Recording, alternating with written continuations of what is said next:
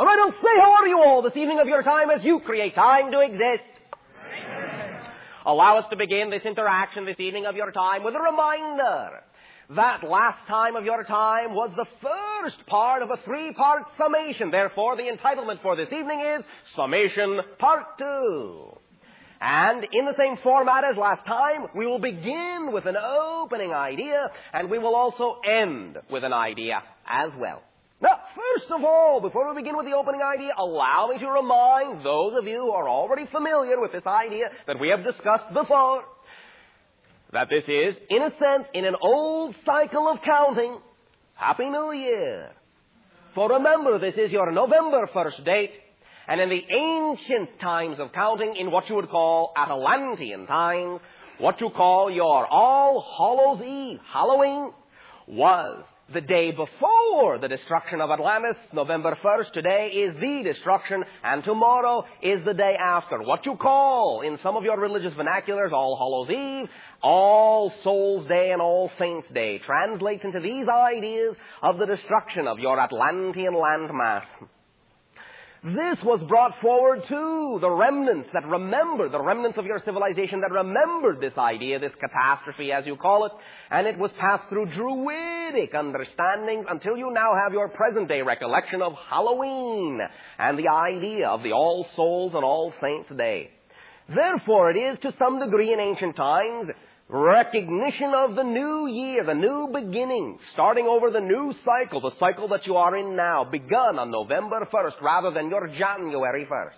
So in a very real way, in terms of the energy cycle that you are in now, this day, not your January 1st, this day is New Year's Day. So Happy New Year.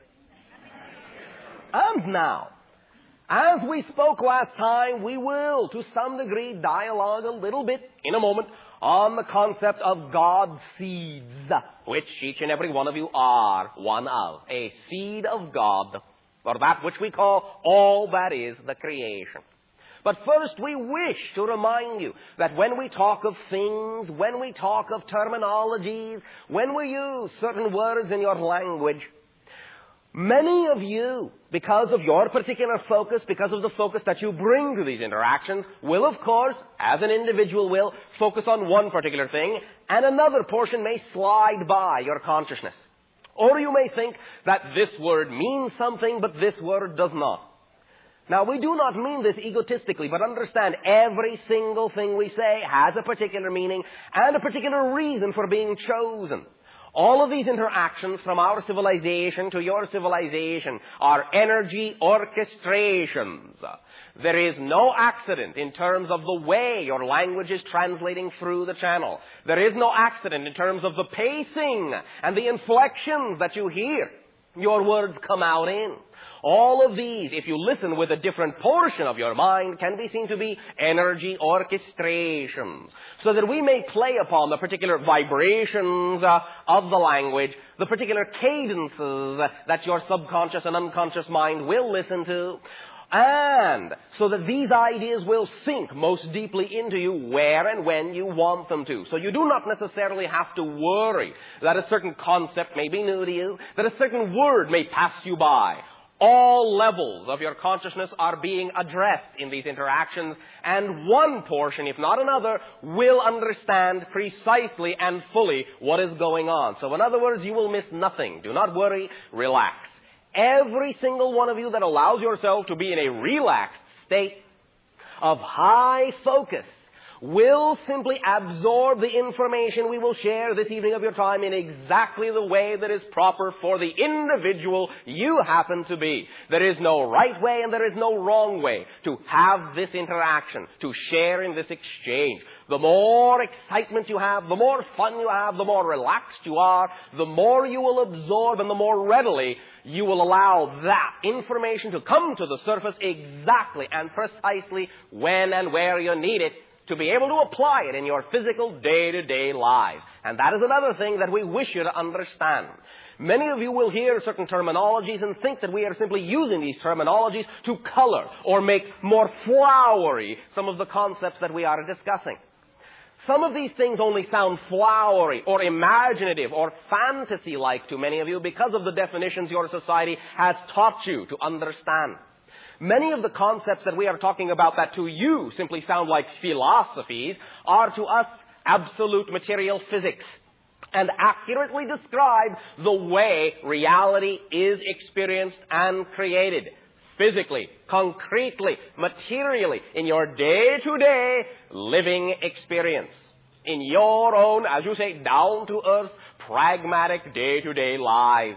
Everything we are discussing with you is not only about the idea of allowing you to feel more fully your own self-empowerment, feel more energetic and feel more happy, but to understand that those very attitudes themselves are actually energy states that profoundly affect the physical, concrete reality you are capable of attracting to yourselves so that you can realize your dreams, literally live them, manifest them, physicalize them, so you can touch them, smell them, taste them, hear them, be them, and have them manifest before you so that you know, beyond a shadow of a doubt, you are the creator, literally, of your individual physiological reality. And that together, all of you are the co-creators of your world reality.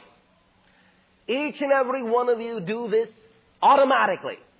Each and every one of you do this because you are extensions, aspects, seeds of God. Because you are, as you say, made in the image of God. And to us, that simply means you have the same capacity on an individual level that you ascribe to the infinite creator on an overall expanded level. Your individual, immediate, personal reality is just as much under your control as the entirety of creation is under the awareness of the infinite creator. You, by being made in the image of God, you, by being a seed of God, are planted, are projected in a particular aspect of the entire universe, in one particular dimensional reality. Let us say for now, your physical earth reality. What you understand as your physical universe is simply one of the facets of a multidimensional, infinite universe. There are many, many ways to live, many, many forms of life, many forms of expression of consciousness. All of them are equal. No one is better than any other. They are all valid across the board, as you say, but they are all vastly different, all unique. Each and every one of you, as we have said many times, is one of the ways that God has of looking at itself. Each and every one of you are one of the ways that God has of creating itself into beingness. As a seed of God, as you choose to plant yourself in this reality, as you have chosen to project your consciousness into this physical environment, so you begin to bloom and blossom and stretch up through the earth to reach toward the sun, to reach toward the light of creation. And in so doing, you describe your unique floral pattern, your unique coloration, your unique direction and attributes and talents. Each and every one of you is a part of the garden. No one is less important. If you exist, then you belong. You fit in. Nothing is extraneous. There is no leftovers in creation. No accidents, no mistakes in that way. There is nothing that does not belong. If you exist where you are, then you fit there. You are a part of the garden. You are one of the seeds that was originally planted in that particular area, and you are a part of the color and the joy of that particular garden. Each of you have a place. Each of you deserves all the light in that sense that you can soak up, but you now can realize that you no longer have to fight for that space. Only flowers that do not believe they do not belong in the garden believe they have to fight for enough light to live. If you know that you are a part of the original package, shall we say, then you know that you belong, and you know that that light, that happiness, that joy, that ecstasy, that fulfillment, that realization, that manifestation is your birthright because you are where you are. And there is more than enough for everyone. Well, all right, I'll be more precise. There is exactly just enough for everyone. Exactly. Precisely. Just enough for every single one of you that exists in any particular dimensional reality. Now, everything that we have been discussing with you in the many various forms that we have been discussing it for the past 5 years of your counting has all, of course, been focused on the idea of allowing you to remember that you have this power within you as your birthright. That we are only reflecting your power to you. We are not giving you power. We are not taking your power. We have enough of our own. We don't need yours. You have enough of your own. You don't need ours. And besides, since you are a complete idea in and of yourself, there is nowhere to fit our power into yours. Since we are complete, there is nowhere to fit your power into our reality anyway. But as mirrors for each other, we can reflect what we have done with our understanding of power, and you reflect what you have done with your understanding of power. Now, in observing your garden, our garden has come to understand that there may be, shall we say, situations that you have created, that you have chosen, that would make it seem as if there are many weeds in your garden. And that living in that garden is a struggle. That there's not enough water, not enough light, and not enough soil, not enough nutrients to go around. And therefore you have, as a civilization, started trying to uproot everyone else and spread your roots out so that you will have more, me. But the idea, you see, once again, is that if you understand that everyone, by virtue of the fact that they exist, belongs where they are, then you can relax those definitions, relax those expectations, relax those negative belief systems, and you can know that you and they will spread your roots out, and you will intertwine those roots in exactly, precisely the type of tapestry that is required for each and every one of you to get exactly as much water, exactly as much light, exactly as much nutrient as you need for the flower you have decided at any given moment that you are. When you decide that you are going to be a different flower, a bigger flower, a flower of another color, then when you live as that flower, when you live with that conviction, when you change the idea of the seed that you are,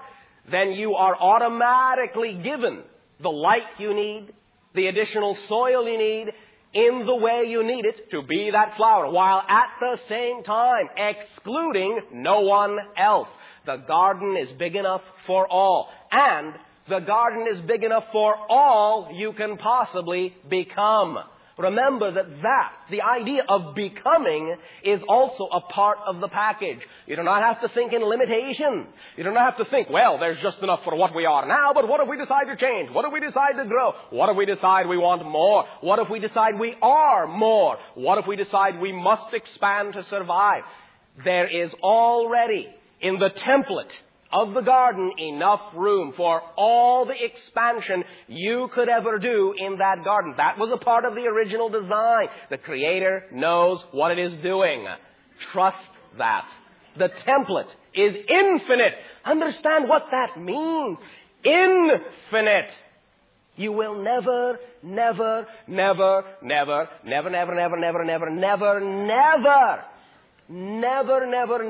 use it up. Never run out. Never. Not ever? No, never. Ever. There is always enough. Always. Because it is infinite. And I understand, and I am not belittling you by saying what I'm about to say.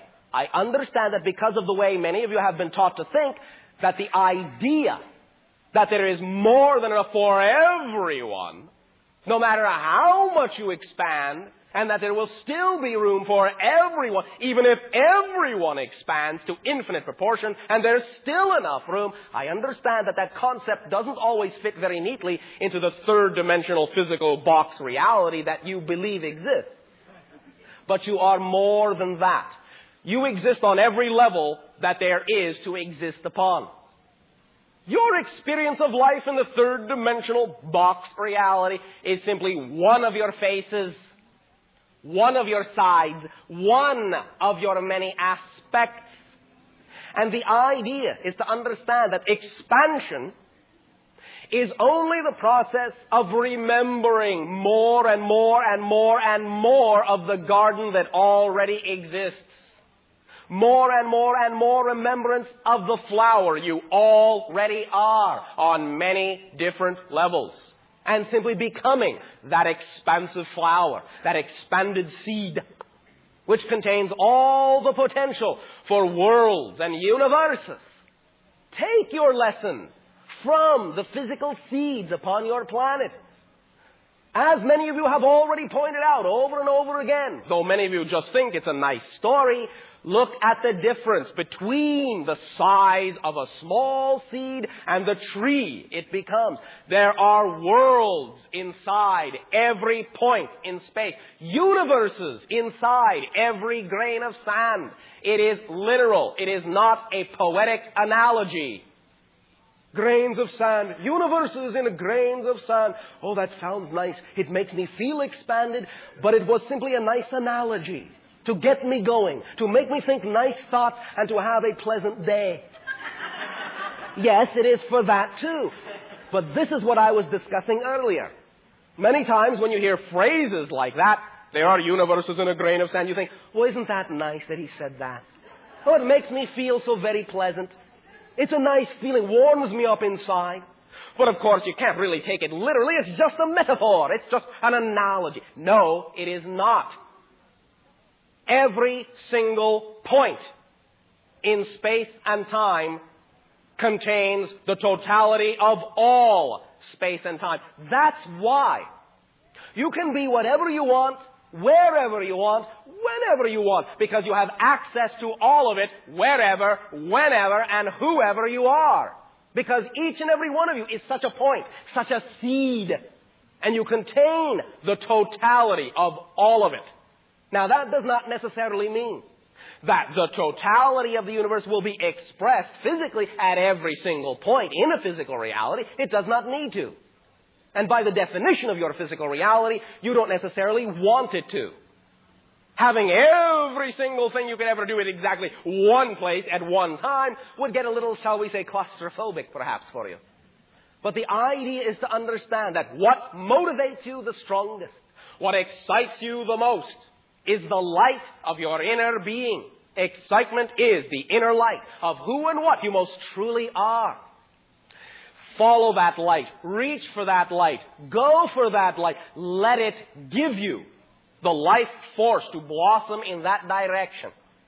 It will always come into being if you follow it. Always, always, always. No exceptions. None. Never. Ever. You are not expected to struggle. You are not expected to suffer. That kind of a garden is one of the gardens that can be experienced in the infinite garden of all that is. It is no more and no less than any other type of garden. If it's not the type of garden you prefer, you have the right to change the garden, the idea of the garden you live in. Everybody wins. You do not have to think, if I win, you lose. That is one type of reality, and you can experience it that way if you want to, if you believe you must, if that's the laws you set down for yourself. But remember, many times, when you think this is a law of creation, it is only a belief. It is only an assumption that you are creating to be solid because you believe it must be so, because you have been taught to believe it must be so forever and ever and ever. But there is only one law in creation. Only one. Just one? It's that simple? Yes, just one. What is it? I'll tell you. Thank you. What you put out is what you get back. That's it.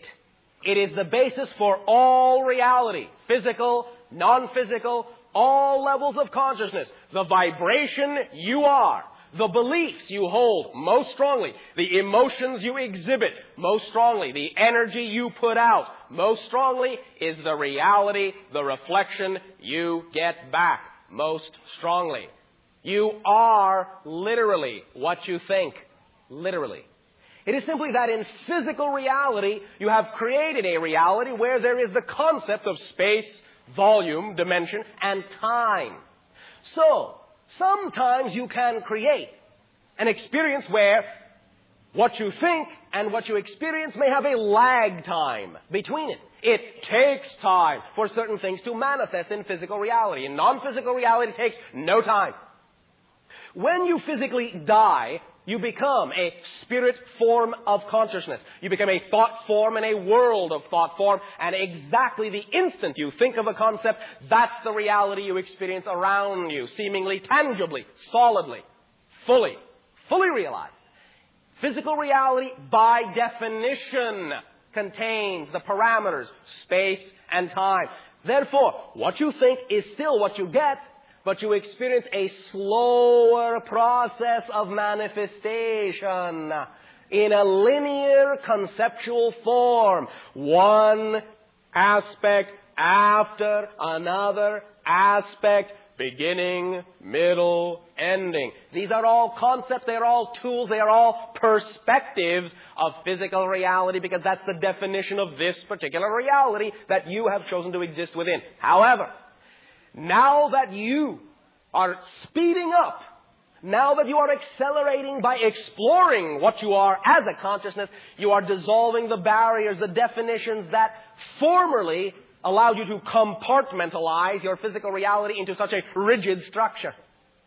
Now you are beginning to realize that all the platitudes and all the ideas that you formerly were taught were laws of reality, and that's the way it is, and you must do it such and such or you won't get this. Now you're beginning to understand there are many roads, many ways. Now you're beginning to realize that each and every one of you is a different way to realize creation through you. You're a gate, a doorway, a window, an eye of creation. An eye of creation that sees itself in a different way from that eye. But you have, in your species, two eyes. You have a left, you have a right. The left eye sees things a little bit differently than the right eye. Do you rebuke the left eye because it sees things differently than the right? Do you rebuke and chastise the right eye because it sees things a little bit differently than the left? No, because why? Because you know you need both of them to gain perspective. All of you are the eyes of creation. Unity on your planet will be the result of respecting the different points of view, the diversity of perception on the whole planet.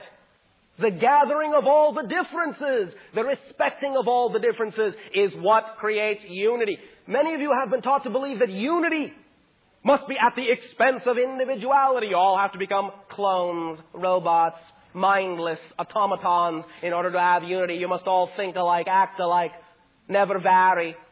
That is not so.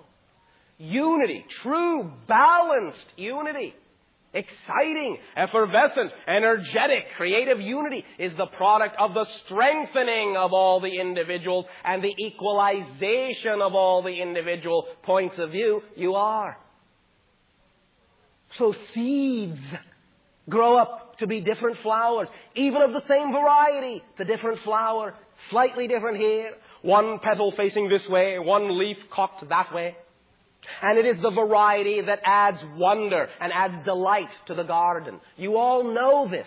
We know you all know this. And all we're doing is reminding you of what you already know. This is not boring for us. We delight in it because we love you unconditionally. And because we desire. If you should ask, well, what do you get out of helping us? I'll tell you.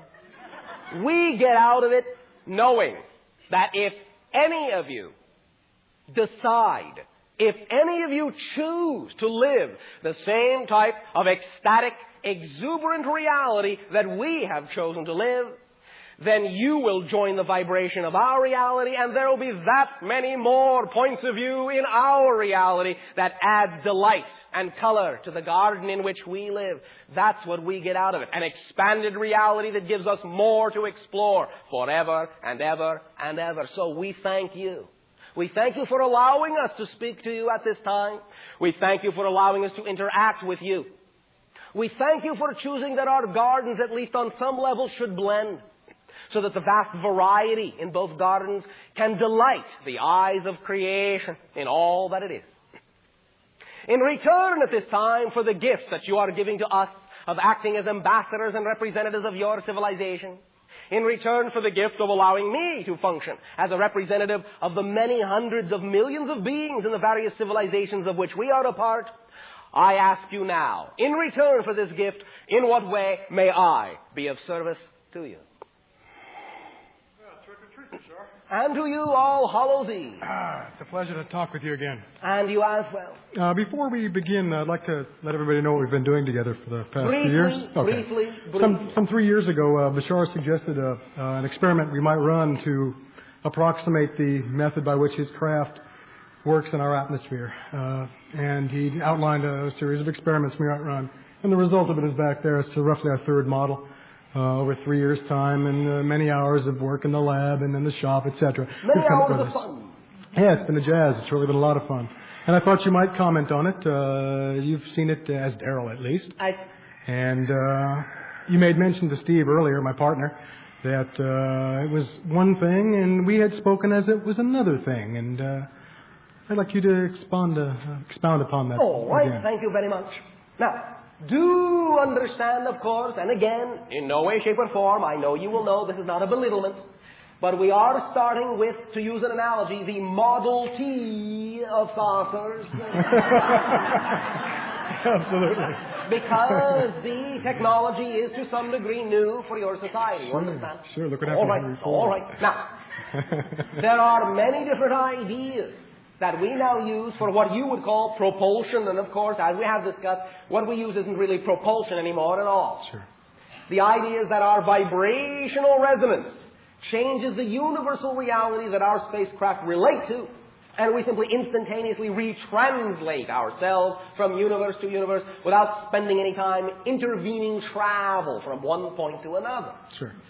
But the idea of what to have is a generating device to generate a particular kind of vibrational electromagnetic pulse, which can actually have many different uses, many different applications, some of which will actually be medical in nature, by surrounding individuals with a particular field, by allowing them to relate to a particular vibration. They can then key off of that vibration and align themselves with the electromagnetic resonance field of your planet, and so bring themselves back to a zero-rest balance point of perfect health. That is one of the things that your device can assist people within. Now, one way to pick up upon the resonances of the device that you have is to increase its sensitivity in the following way. Not that you have to make any changes in the device per se, but you will find that this device will give off energies that some of your instruments may not be able to really read on all levels. You will get some readings, but not necessarily on all levels. What you can do, if you wish to take a more sensitive reading, is you can surround your device with a series of very thin-walled, highly conductive tubes of metal. Have them suspended on very fine string or wire so they are not based on anything, not touching anything, not held rigid in anything in that sense. And then you can find that the electromagnetic field that your device will generate will cause vibrations to exist in those tubes, and then you will be able, through the tubes, to have increased the degree of sensitivity that your devices can pick up upon by taking readings off the tubes directly instead of readings off of the energy field of the device itself. You follow me? It's like a fine voltmeter, so to Yes. speak. Yeah, sure. Now, in the central disk, when we first discussed the idea of having the different areas around the central disk that your brush would touch, we did, if you will recall, discuss that there ought to be perhaps a few more of those alternating areas than you have constructed. How many have you constructed? 3 on top and 3 on bottom. All right. Why not the original 20 that we talked about? Oh, there are 20 coils. I didn't realize you meant 20 segments on the disc. Yes. Now, You see, the idea is because, if you refer back to the original information, we said that as those different areas touch the brushes, it flops the field back and forth. Flopping it 3 times back and forth will give you some effect, but 20 times back and forth will give you a much stronger effect. This is just a function of the angular velocity of the disk, though. If you spin it faster, you're going to get that many commutations? No, because remember, you are fixed to a number of revolutions. And it is the idea of the number of flops per the number of revolutions that is important. If you have to speed it up in order to get the same number of flops, you are, in a sense, counterbalancing yourself. You understand? And making a new disk isn't that difficult. All right. We would suggest that you will get a much stronger effect if you have many segments, at least 20. So that you will get a much higher flopping back and forth of the polarity. You understand? Surely. All right. Next Now, step. do experiment with what you have, because you will get some effect. You will see some reading, and it can give you some understanding of how to go. And do understand, as we have already said, the device, as you already have it constructed, actually will be of benefit in certain ways, because a lower resonance device will be necessary for certain applications where the higher resonance device may actually be too dangerous, especially for biological applications. You follow me? You don't want to be too close to it anyway. Yes. One more thing. I had a dream just maybe a month ago that I was in a room with a professor and a number of my associates, and the room started spinning. Very good. The room started spinning so hard, I was clawing the wall. Yes. And I was trying to reach my hand out the window. I couldn't even get my hand out the window. And it was all over, and I asked my professor what was going on. He said, well, you found yourself in an infinitely accelerating reference frame. Very good. I don't know how much you guys know about reference frames, but we talk about them all the time. And you talk about the field as an isolation field, a removal from space. Yes. As you guys understand it. It is exactly the same thing. That's what I thought. And Okay, in a that's sense, neat. that is what you are building, is a generator for that infinitely accelerating reference frame. You were attending a physics lecture on a higher plane. You were getting the answers that you need. Learn how to translate the symbology that you have. Learn how to bring back that information. You have gone there many times, and apply it to what you are doing. You are being given all the information and all the answers you require. Great. So that. Yeah, you're tremendous. Well, Hey, thank you very much. So give our regards to everybody over there. Our love to you as well. Thanks, Bashar. Sharing.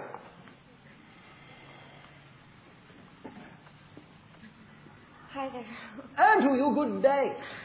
Do speak up and be bold so that all may share. Definitely. Okay. I have one question. I just want to know, what's the lifeline between my mother, Nicole Davis, and myself? What is the lifeline? Yeah, past life connections. Or One? anything. Many. There are many, many, many. Yeah, I know. There is never only one. With anyone that you are very emotionally close to in this life, there are many, many, many.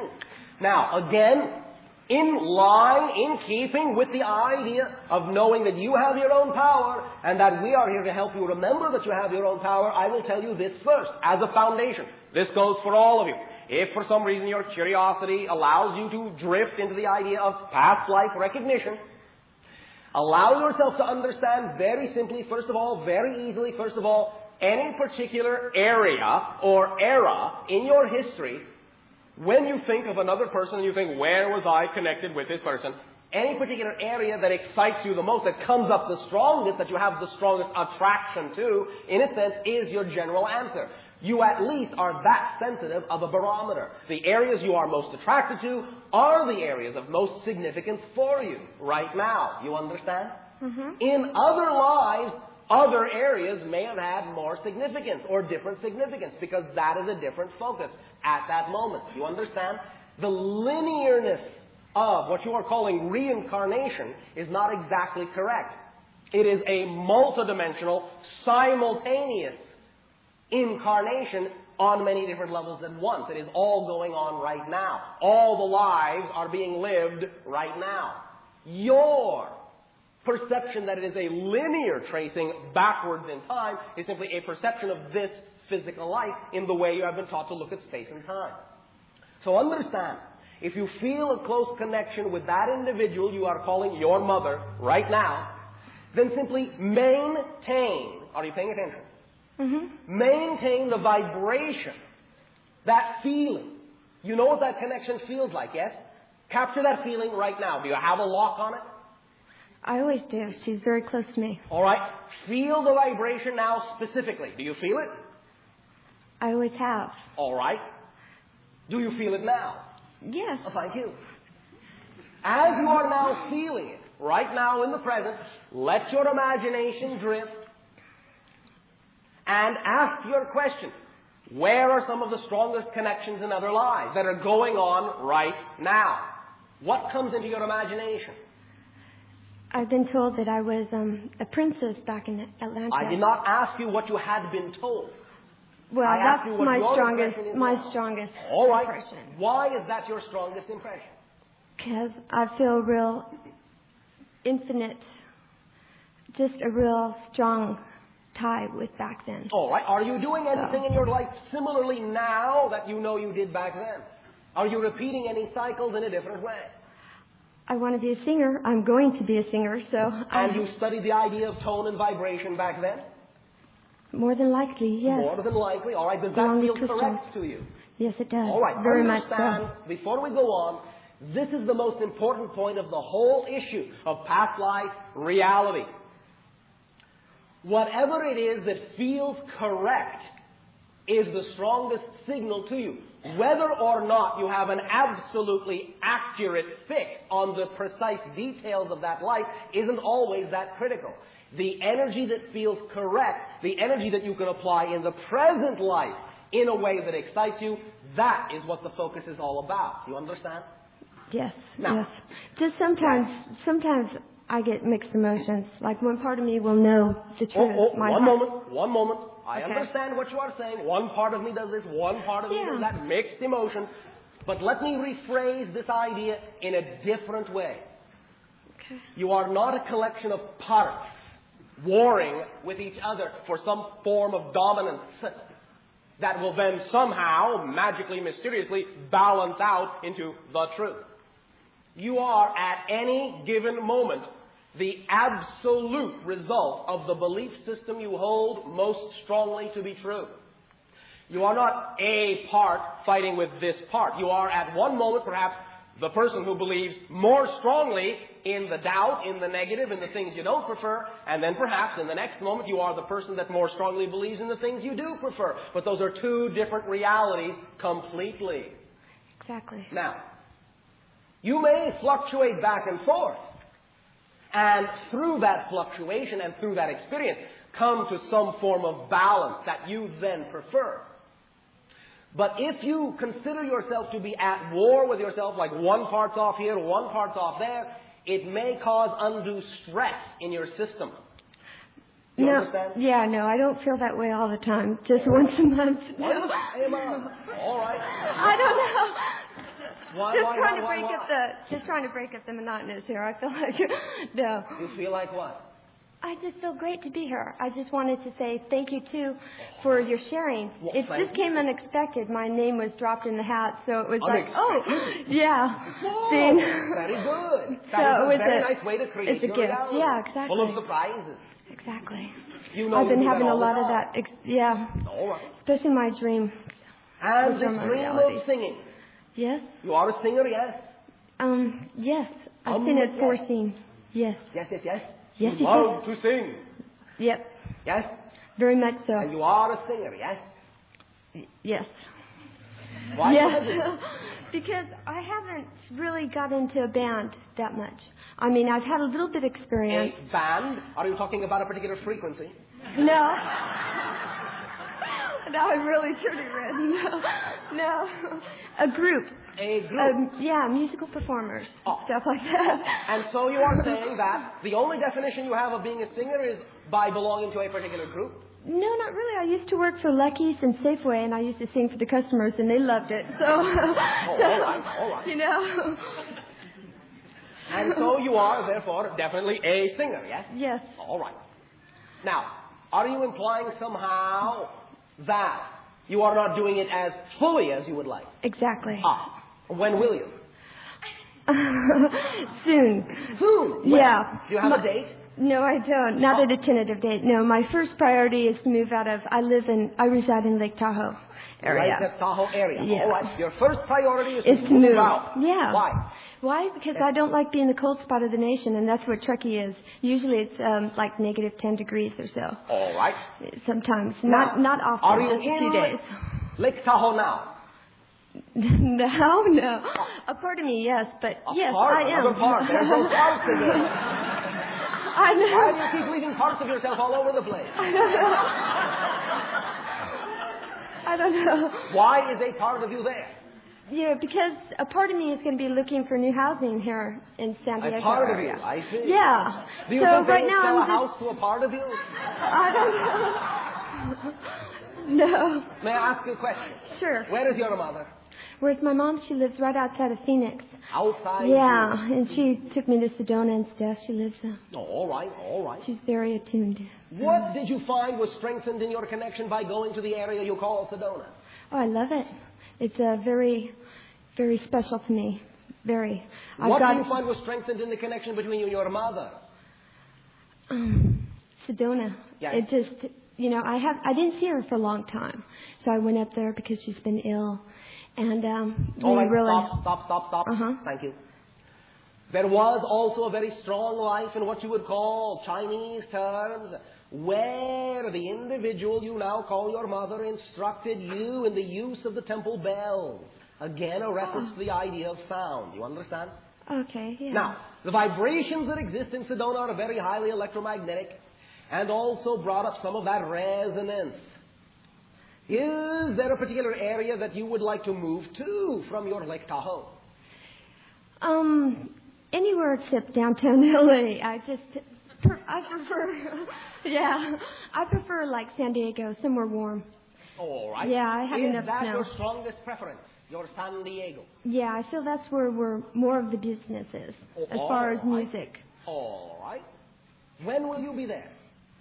Hopefully within the next month. Hopefully. Yes, I'm projecting it. Oh, all right. But 1 month is more than enough time for your belief system to say that you will be in San Diego. Unless I get snowed in. Then I don't know. All right. A lot of snow up there. All right. Now, Uh-huh. you feel happy? Yes, always. You feel like you are doing what you really love to do? Once I start singing, yes. I've seen it in foreseeing dreams. All right. Then I would suggest I'm you confident. start singing right now. Yes. Yes? Yes. All right. And I will give you an analogy. Mm-hmm. You are a ship, like our ship. Many people have seen our ships of various types, of various civilizations. From time to time, depending upon the circumstances, you will hear a harmonic vibration coming from the ship. Many people have assumed that this harmonic hum is somehow a side effect of the propulsion system of the ship. It is not. It is what induces the ship to move.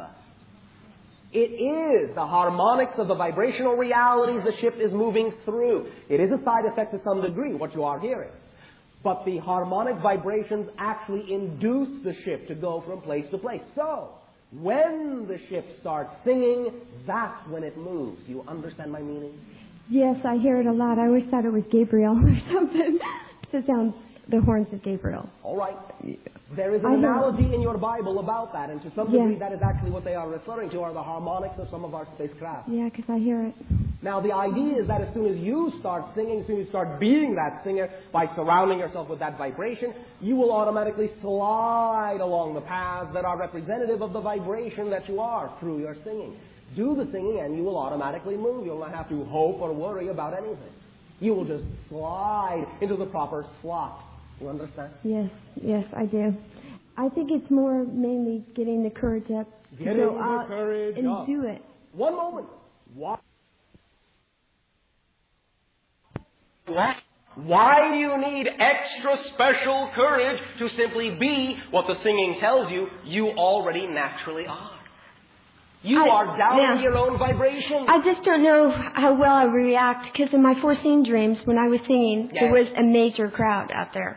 Oh. And I don't know. Everyone who chooses to express themselves will always find the audience that reflects who and what they are, on whatever level they are ready to express themselves. Remember, what did we already say?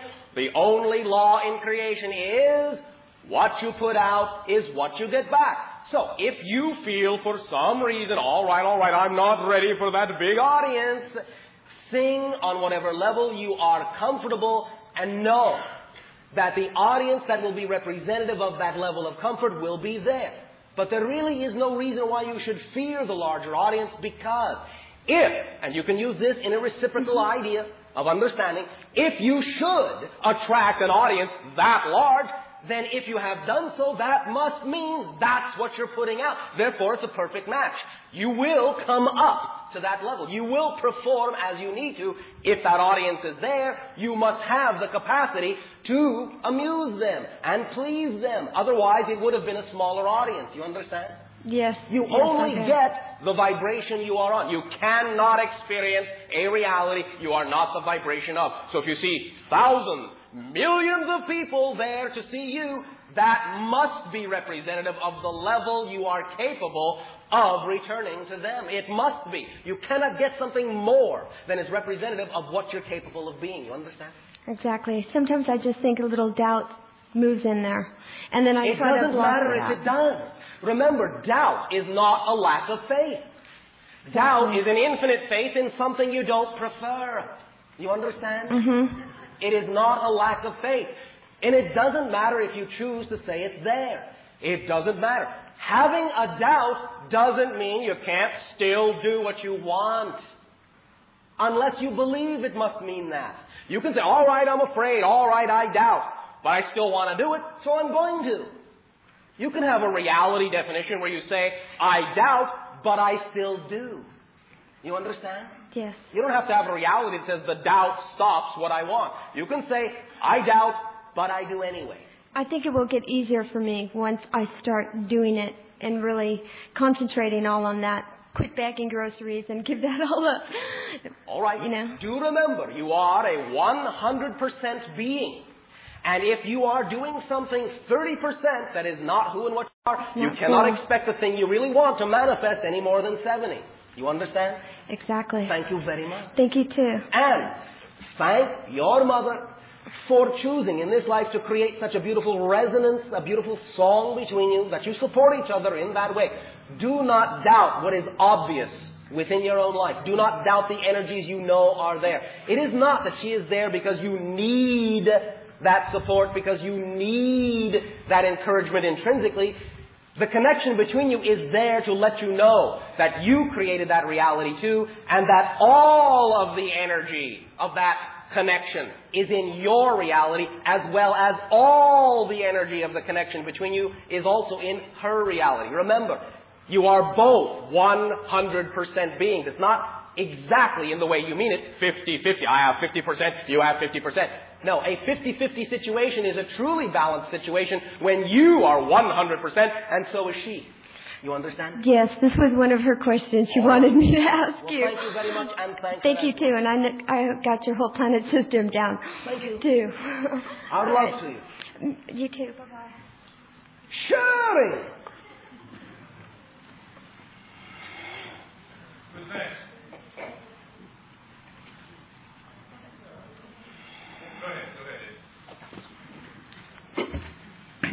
Hello, Bashar. Hello to you. Good day. At our last meeting... So number 4 shall be number 3. All right. That's correct.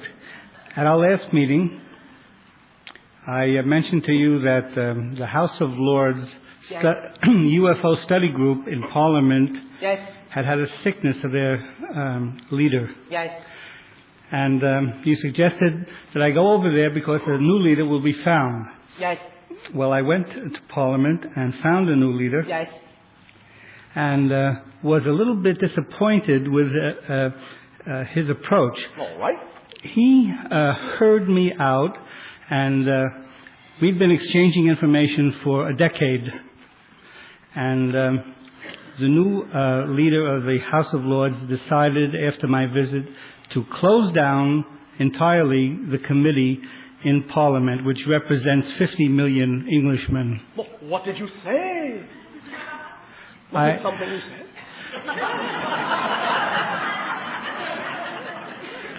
said? We offered to make an appointment for Bashar to speak to Parliament. Yes. And he declined on the And the reason being that the channel was presenting the information and not taking responsibility for the content of it. All responsibility is taken. But there are different levels to the idea of understanding what that means.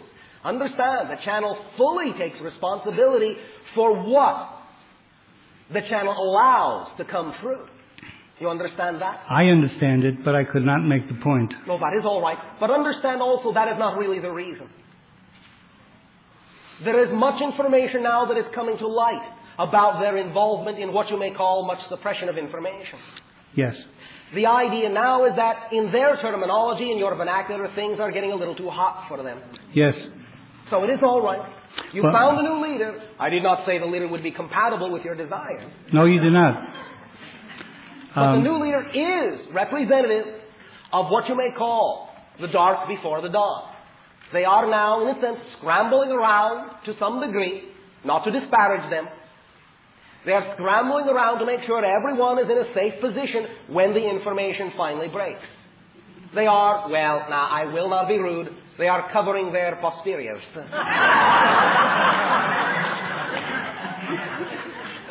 You understand? Yes, I do understand. But it leaves me a sort of cut loose from the idea of informing them of my knowledge of UFOs at this time. But do understand also that the ones who have actually caused the cessation of that department in many ways obviously know just as much as you do. Certainly. Or they would not be running around like they are. And so there is really nothing you have to teach them per se, except now you have made them aware. You have done the service of making them aware of the fact that there are many, shall we say, leaks, and that the information is now coming in on them, and that they must do what they can to create a system. Whereas when that information is processed through, will allow them to, in their own mind, survive as best that they can and come up smelling like a rose. You understand? Yes, I do. So you have, to some degree, accelerated the process. Had they still maintained the department, in a sense it would have been a sign that they still didn't feel that you necessarily knew as much as they did. They would not necessarily have felt threatened by it. They would not necessarily have felt that the information break was imminent. But you have accelerated the process by letting them know that there is now information approaching them from many different sources, information that they thought was secret, that no longer is. You understand? Yes. So you have provided that service very well. And in a sense, you have delivered the most important message I could have delivered to them anyway. Get ready. You understand? Thank you, Bashar. Well, thank you for being such a wonderful emissary. Anthony, you want to ask about Billy Myers? Please ask. Yes, if I may ask another question. You may ask. I may not answer. This past month, I visited a Swiss citizen, Billy Meyer, who has had an 11-year ongoing encounter with UFO contacts with the Pleiades. To some degree, not as much lately as you might think. His last encounter was in August of this year. And his original mission was to make all the UFO contacts and information known to the world. Yes, and it was done. And it was done, and he has gotten nothing but, has had nothing but regrets for doing this. Yes, because of the reactions of your society. They've been very bad. He's had another attempt on his life. Yes. And he is in seclusion, but I saw him. All right. Well, that is why, to some degree, not in a very strongly accelerated manner, but to some degree, some of the Pleiadians are also contacting other individuals as well. But do understand that Billy, as you say, chose to be one of the vanguards, one of the forerunners, and take the brunt of the ridicule. Many things have become twisted. Much of the information is now no longer reliable because it has been interspersed with false information. But the ice has been broken. The job has been done to some degree, and in a very real way, Billy can relax a lot more than he thinks. Because now information is being spread to other individuals. He is not bearing the brunt alone, though he may have created for himself a little bit of a rut where he thinks he is burdened by the entire weight, but he is not. Some of the things that he is experiencing now are due to simply his own reactions of becoming caught up in the idea of the intrigue that he did to some degree bring out in other people, but he does not necessarily have to be quite so strongly focused in that area at this time, for he is no longer bearing the brunt of the entire dispersal of the information. You understand? Yes. But very recently there was a 2-hour broadcast which was on national television in this country, and the program seemed to be very informative on UFOs, but the announcer made a statement that, of course, Billy Meyer is a hoax. That statement was made, in your terminology, based on certain information that they did not research thoroughly. It was based on information that has come to light to some degree to discredit that particular idea. Understand that they could say no more than that because they had no more information than that. The purpose of the program was to focus on the idea of the interaction between your society and the society that is called Zeta Reticulum anyway. Those were simply comments that were made because they felt they were necessary to add into the idea, but there really was no informational research that was done, and those statements, that statement, in a sense, was, in your terms, simply offhanded. You understand? Yes. It was based on the idea, and this does not take into effect all of the ideas, does not take into account all of the facts, but that statement was based on the idea that at one point in the contact of the Pleiadians with Billy Meyer, when some of the photographs were taken, Billy Meyer constructed a model so that photographs of the model could be taken to see if there was any difference between photographs of the model and photographs of the real ships, so that it could be proven that photographs of the model could be detected as such, and that photographs of the real ship were photographs of the real ship, because of the difference in quality between the two. It's absolutely correct. The model was simply found and taken to be proof that Billy Meyer had faked all of the photographs. You understand? Yes. Now, the idea was simply based, the statement that was made on that program was simply based on that and other assumptions. And that is why they could not really go much into it, because they had not really done their research on that. They were simply throwing it in because they had received the information, but they did not dwell on it. The purpose of the program was to more familiarize your society with one of the strongest contacts going on now between your society and that which is called Zeta Reticulum. You understand? Yes. We thank you, and there will be more information on that now that so much is coming to light. Now that individuals are willing to listen to this dialogue, there will be more information forthcoming very rapidly. We thank you for the part that you have played so far and the part you will continue to play. Thank you. Shooting!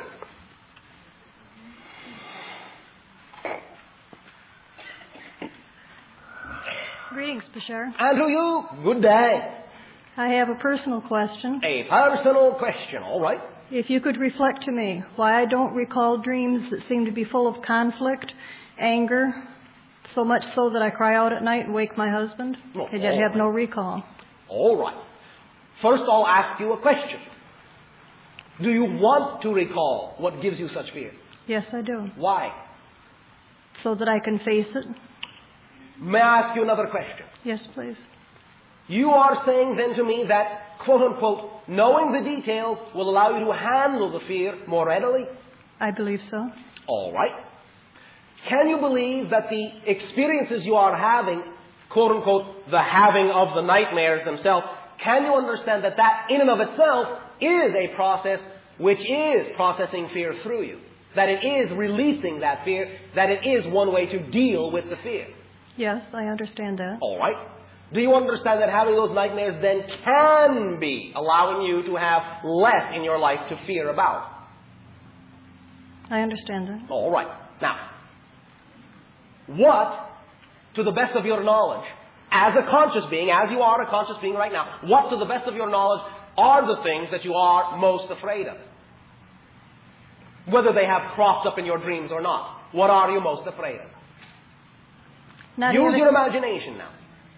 Not having a purpose in life. Not having a purpose. Does that cause you to tremble with fear? No. All right. But is that the thing you are most afraid of? It's a feeling that I don't find excitements in my life. You don't find excitement. All right. Is there some particular thing that you would like to do that you are not doing? No. Are you doing everything that you can think of that would excite you? To some extent. To some extent. I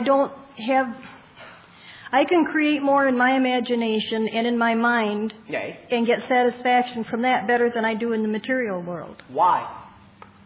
What do you think? What definition do you have about the material world that says that what is in your imagination cannot be manifest in it? Because once I've done it in my mind, I don't need to do it in the material world. I've already experienced that experience. All right. But what about the idea of sharing what you have experienced with others? How can you do that without some form of material transference? Or do you not want to share that idea with anyone else? Are you wanting to keep all the fun to yourself? No. All right. In what way do you think would be the most exciting way you could share what your imagination comes up with that you enjoy so much? Through verbal communication or All through right. writing. Well, is that not one form of material manifestation? Yes. All right. Would that excite you to do so? Yes, it would. All right. Do you see yourself, perhaps in that sense, therefore, giving imagination seminars to help other individuals who may feel that their imagination is somehow poor, to be able to enrich their imagination so they can have fun in their imaginations too? What about that idea? What about being an imagination director? Does that excite you? No. No. In what form, then, would the sharing of what is in your imagination with other people excite you? Through writing or through personal one-on-one contacts. Ah, all right. Then it would be our suggestion that you use the sparkling imagination you have said that you have and come up with some form of advertisement to let other people know that that service is available. And then do it. Does that give you pleasure? Yes. Will you do it? Yes, I will. When you take even the smallest first step toward exteriorizing what is within your imagination, you set everything in motion to allow what is in you to manifest in larger and larger degrees materially around you. But the reason it's not manifesting and the reason you don't think it can be manifested easily in your physical reality is you're not even taking the first step. You are keeping it within you. You are not letting it out. You're not letting anyone know who you are, what you are. You're not sharing it with your physical reality. Remember, as we said, it's what you put out that determines what you get back, not what you keep to yourself. Big secret, I am this big, energetic, fun, imaginative being, and no one else knows. That may feel wonderful to you, but as long as you have chosen to exist in a reality where there are also other people to share it with, as long as you have chosen to exist in a reality where what is in you can manifest in an exteriorized reflection, give it the opportunity to do so by sharing it exteriorly in whatever way does give you joy. You follow me? Yes, I do. And that will set the whole thing in motion and it will accelerate. Does that help? Yes, it does very much. Well, thank you very much. When you start to get it out of your system, it will not block up and create more and more and more fear to scare it out of you. You understand? Yes, I Because do. you see, the idea of the nightmares with no apparent way to understand it is a pressure building up with no outlet. And when the pressure builds to a certain point, it must create an outlet. Now, you want to be in control of what that outlet is. You don't want to play the game of being out of control, break down, and have to pull yourself back together to decide that you can create the outlet now to release all the pressure. The outlet is simply doing it in whatever way excites you the most. Use the imagination you say you have and create a way to exteriorize it. That will release the pressure and that will allow you to sweeten the dreams. You understand? Yes, I do. Thank you very much. I thank you, Bashar. Sharing.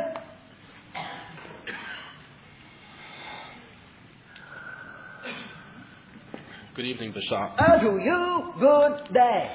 Thank you for being here at this time. Thank you for being there. May I ask you to please step aside and allow the galactic consciousness to come through? Second half, all right? Sold. So I'll give my question to someone else then. The idea is to understand, first of all, that the waves of energy that will come through in the second half that are more representative of the galactic consciousness, more directly representative of the galactic consciousness, will have a particular frequency to them.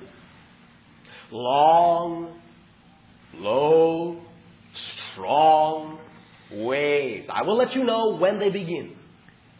When they begin, as the galactic consciousness comes through, simply allow yourself at that time to go into a meditative state, close your eyes, and as the galactic speaks, you then will find your affinity with that vibration, your connection to that vibration, your familiarity with that vibration, so that you can begin to open up those doors and operate on that level in a more precise way.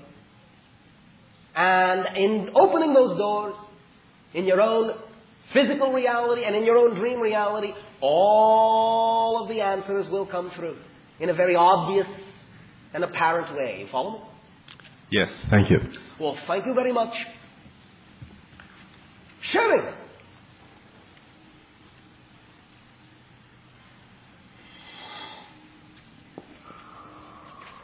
Hi, Bashar. And to you, good day. A couple of months ago, you mentioned to me that there were... One moment. Be bold. Speak up. All wish to share who you are. 2 or 3 months ago, you told me that there were 2 females from Esasani and 2 or 3 children that wanted to work with me. Yes. Do you recall that? Yes. I'm having a little problem making contact. A little problem. All right. What sort of little problem? I have visual contact, but I don't have verbal contact with 2 females. Verbal contact. With 2 females. Yes. Can you help me? Visual contact. What do you see? Describe what you see. When you have this visual contact. I only see 2 physical forms. And? 2 female forms, that's it. And how do you feel when you see them? I feel like I want to talk to them. All right. And do you? Do you?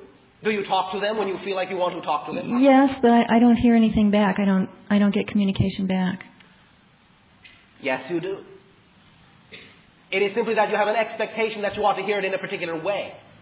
And your expectation is blocking out the communication you are getting.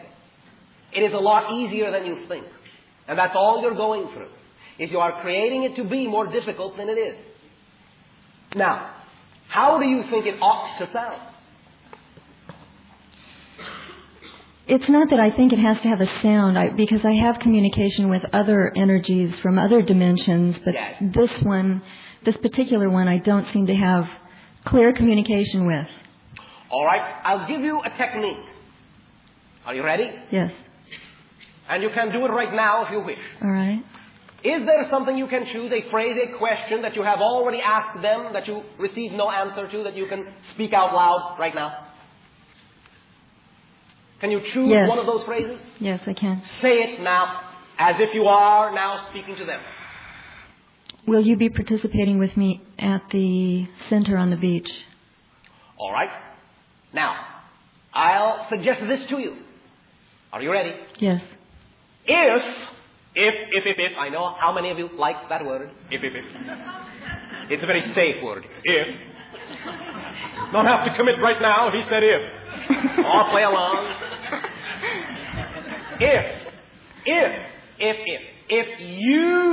If you were one of those beings, how would you answer? How would you want to answer? What would you say? Yes or no. And what would you want to answer? I don't understand that question. All right. I am not chastising you, but don't be stubborn. If you were one of those beings, put yourself in their position right now. Play a game. Oh, I see what you're saying. All right. Okay. How would you answer? Now, be yourself again for the moment. Be the you you're familiar with being. Ask the question again. Okay. You're in a play. You are one character now. Ask the question. Will you be participating with me in my center on the beach? Now, step over, don a new costume. You are now the being you have asked the question of. Respond in the way that gives you the most joy. What is your answer? Of course. Now, what's so difficult about that? Why do you think But that's just me. That's not really what they might say. That's just my wishes and my hopes. What makes you think that you would attract a being to you that would be any different from what you really desire? Why wouldn't they? Why would they not participate with you? Why not? Okay. Oh. So that wasn't a good question. Oh, it was a beautiful question. And it was a lovely answer and a true one. Why do you doubt the dialogue is between yourself and yourself, even when it's with someone else? But I realize that. Oh, you do? Mm-hmm. Well, then realize it for me now. All right. Can you give me a name? For now, a symbolic name. Okay. Crystallette. Will that do? That'll do fine. Why will it do fine? I like it. Why? It sounds nice. Sounds like. Say it then. Crystallette. Crystallette. Say it again. Crystallette. Crystallette. Crystallette. I can't click my teeth like that. All right. By the way, sometimes over the course of what you call the last 5 years in dialogues with many of you, now and then you have heard when we say certain things that now and then the channel teeth will to some degree, it will have various reasons for occurring at various times. However, I will simply tell you now that there are aspects of our language that don't translate into your language other than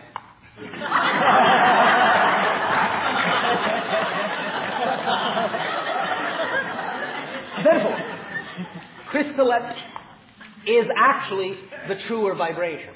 All right. But crystallette will do. Now, understand. All right, I'll say it. Please understand. Please understand. Don't be so hard on yourself. Please don't be so hard on yourself. Please understand. It is that simple. Simply assume what you imagine crystallette's identity to be and respond as crystallette would. Do you understand? I do. You will then build the rapport between you. It will get smoother. You will know the difference. It is going to involve your consciousness, even though it's going to involve her consciousness too. But remember, as is the case with most of these connections, you are speaking with an aspect of your own future self. So why not initiate the dialogue? It's only you anyway. You understand? Yes, makes sense. Thank you very much. Thank you. Sharing!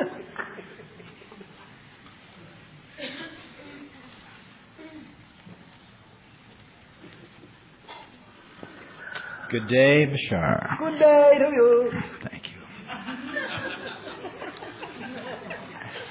Specific disciplines and techniques seem to work better sometimes than just metaphor and philosophy. Oh, yes. Depending upon the vibration you have constructed yourself to be, depending upon the beliefs you have bought into. Of course, one ritual, one methodology will work splendidly for someone. Maybe not necessarily for someone else. But if you find that a particular methodology does work for you, by all means use it. But simply we are saying, remember, it works for you because it is reflective of what you believe. Understand? Yes. Continue. What I was referring to is that most of the time we hear people like you and other spiritual teachers tell us beautiful things, like your opening statements were great. But then the application seems to be dependent on our own ability then to take those things and do something about it, being responsible for what we've heard. Yes, it is always your responsibility. Now, from time to time, we have shared many, dozens by now, of different techniques that work better, shall we say, for some of you than others. But that's why we always share new techniques, because now and then we will hit more of you with one than another. But yes, it is always up to your imagination to invent the technique that works best for you, because it is your imagination. We can't do better than your own imagination at coming up with a technique that works best for you, because we are not you. That's why we always tell you that the responsibility ultimately is yours. Even though we may nudge you in a certain direction with our suggestions, with our rituals, with our meditations, that's why we always say that even when we take you through an exercise, if your imagination decides to change what we are saying, let it. Because your imagination knows what is best for you. It's always your responsibility. It has to be. You understand? Yes. Does that help with what you want to know? Well, what I'm referring to specifically is, now that you're wrapping this up in the next two sessions, is that maybe from your point of view there are some oversight you could give us about one of the distinct problems that I see in our world, which is physical health, well-being, care for the body. And specifically I'm asking about, what do you see as the basic diet, exercise routines, those techniques that you would see for us to improve ourselves? You are saying generally the things that would seem to work generally across the board for most of you within the collective reality that you share. As related to most people's disease and distress and sufferings. Yes. Well, you have said it yourself, have you not? Stress. The idea that many of you think you ought to be doing one thing when you know deep down what you really want to be doing is something quite different.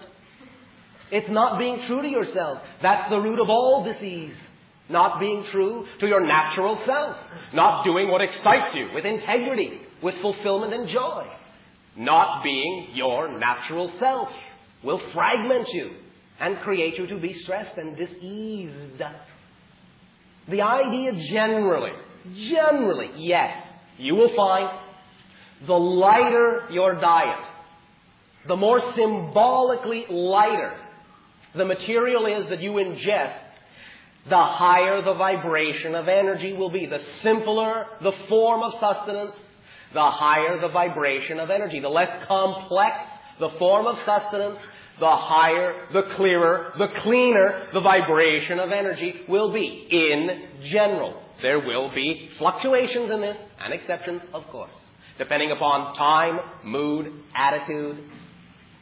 The idea in general of breathing more fully, breathing more deeply, and of course, allowing yourself to create energy systems that are non-polluting will help you as well, obviously. But these things are obvious to you. Well, let me back up a moment.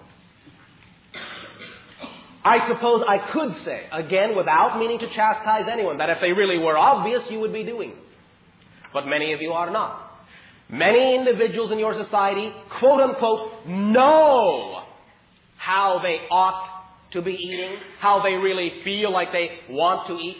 Many individuals in your society know they ought not, according to their belief systems, to be pumping pollutants into your atmosphere, but they do anyway. How can we possibly, in any way, shape, or form, offer any kind of advice or any kind of suggestion in the light of the fact that your people already know what it is they need to do and yet don't do it? So the idea generally is that your society is already well aware of many of the things it could be doing to allow every individual the fullest reflection of health and joy, and you don't do it. So what could I say? What could I possibly say to fill that gap? Except what I have already said. And that is that I simply guarantee, beyond a shadow of a doubt, that if you do follow your natural intuition and do what excites you with integrity, you will create a vibration within yourself that will, at the very least, act as a translation filter, so that even if all these things are going on around you, they won't affect you personally in a negative way. And then bit by bit, as more individuals do that, as more individuals do what excites them, you then co-create an overall environment where you all of a sudden say, hey, let's not do this anymore. It's not representative of what we really want. Because we now know we are whole beings, and we don't really have portions of ourselves that want this and other pieces of ourselves that still do this anyway.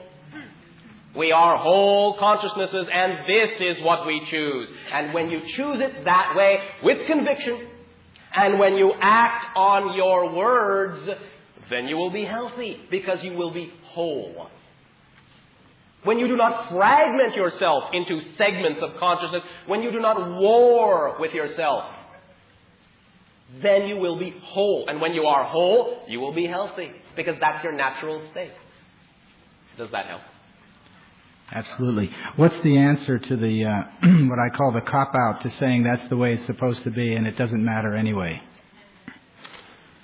There is really nothing you can say to change an individual's mind when they do not want it to be changed. However, you could say, all right, but I know in my reality, I personally, if this is true, have experienced certain things that people have said, this is the way it is. But I chose to believe something else. I did it another way, and I still got a result. My reality reinforced my belief. I know that the same principle will work for you. So, you can say this is the way it is, and as long as you do, you will still get that reality. Now, I cannot prove it to you. I cannot make you change, and I don't want to, you can say. But you can also say what I have just said. I guarantee that should you decide to believe differently, that it doesn't have to be this way, that it might just possibly, perhaps, maybe be the way you'd prefer it to be, and you start living as if that could be so, I guarantee you will get the result, because every belief system creates a self-reinforcing reality that makes it seem as if that belief system is the only belief system that exists, is the only true belief.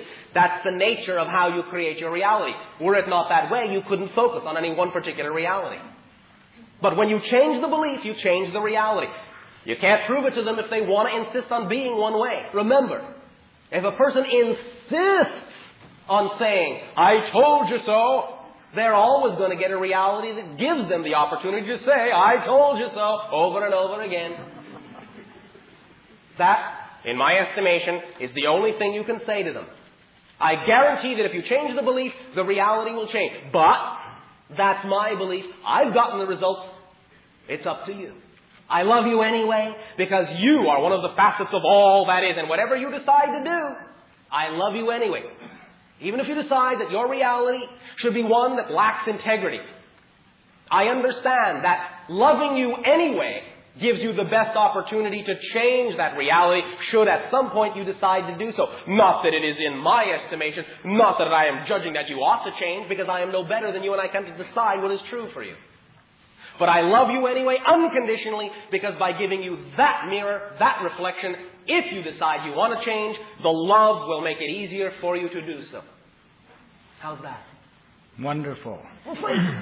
Just as a quick last thing. Oh, a quick last thing. When you talk about pollution and what we're doing polluting, yes, is it not the inner pollution of the body that's the basic thing? It is not the inner pollution even of the body.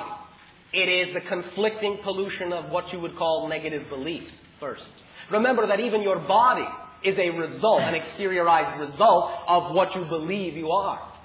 So the idea is the belief systems first. When you change your belief systems, when you know you have unlimited access to power, when you know you're connected to the universe and you draw power directly from the natural universe that exists, you do not have to create it in a way that implies that you are disconnected from it, which creates friction, which creates all the excess heat, all the excess pollutants, all the side effects and derivatives. They are all representative of how you believe yourselves to be. You believe yourselves to be, in a sense, contaminated with many different beliefs, many different ideas.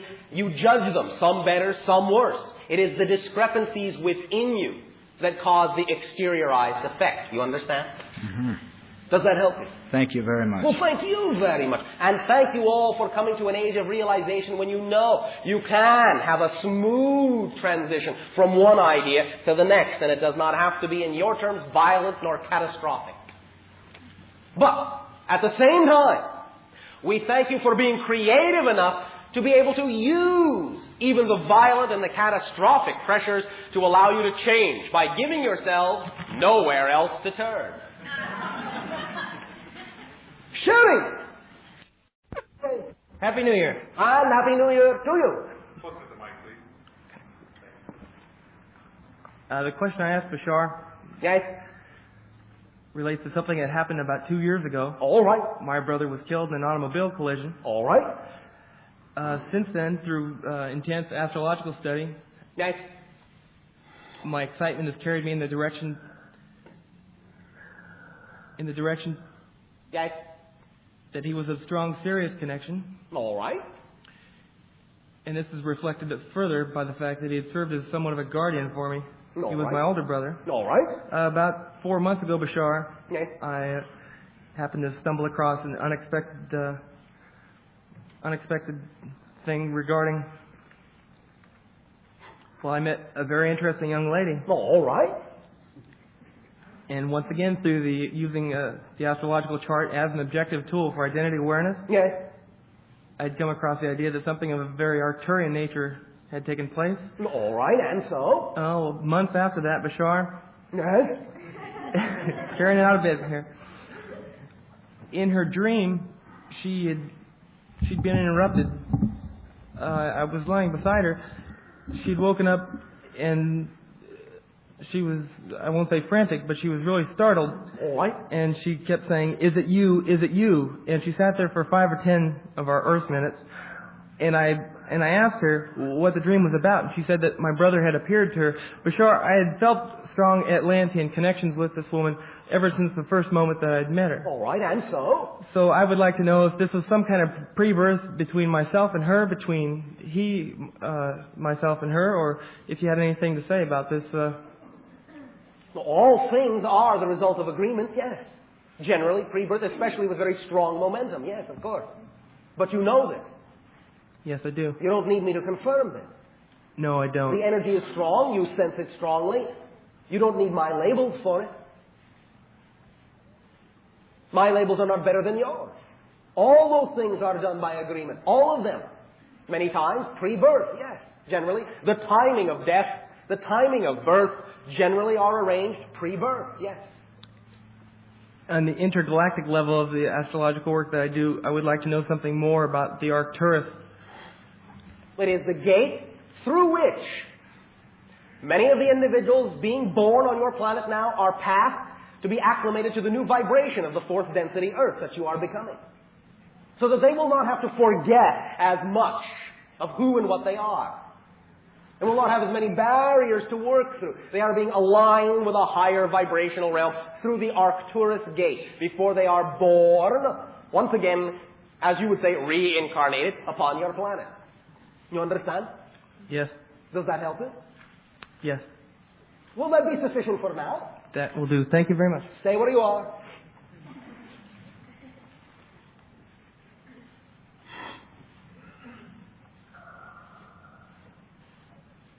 What may assist you as your winter is coming up in your segment of your planet would be to focus upon the star of Sirius and allow yourself to feel the energy of its bright, white light and see what that vibration does to help align you to the dream world, where you can have much stronger and much clearer communications with those that you would say are now in spirit form. You understand? Yes. If you think of the white light of Sirius and think of that vibration, think of that all-encompassing white light out of which everything is made, it can help translate your consciousness into spiritual reality and allow communication between your physical world and your spiritual world to go on more easily, without a barrier between them. You understand? Yes. Thank you very much. Thank you. Sharing.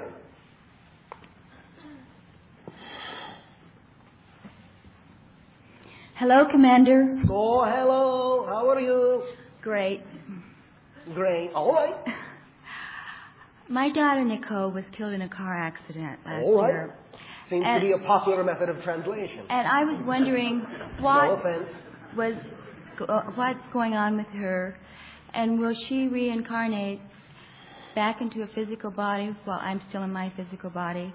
And what specific lifetime we had together that was so significant related to this one? All of that? Yes. All of that. An aspect of her consciousness will reincarnate, but not the total idea. Generally, therefore, to answer your question most directly, no. The being will function as a spirit guide for quite some time. perhaps what you would call at least 80 more of your years.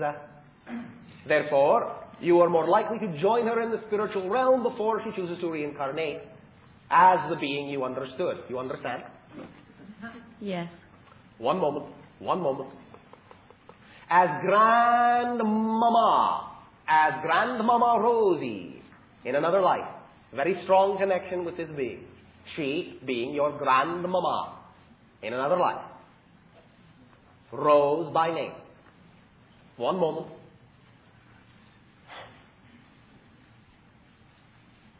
If you will send love, as you have been doing, to assist this individual to learn what they need to learn, they can then assist those that they need to assist and assist you more strongly in learning how to communicate directly with them. You understand? Yes.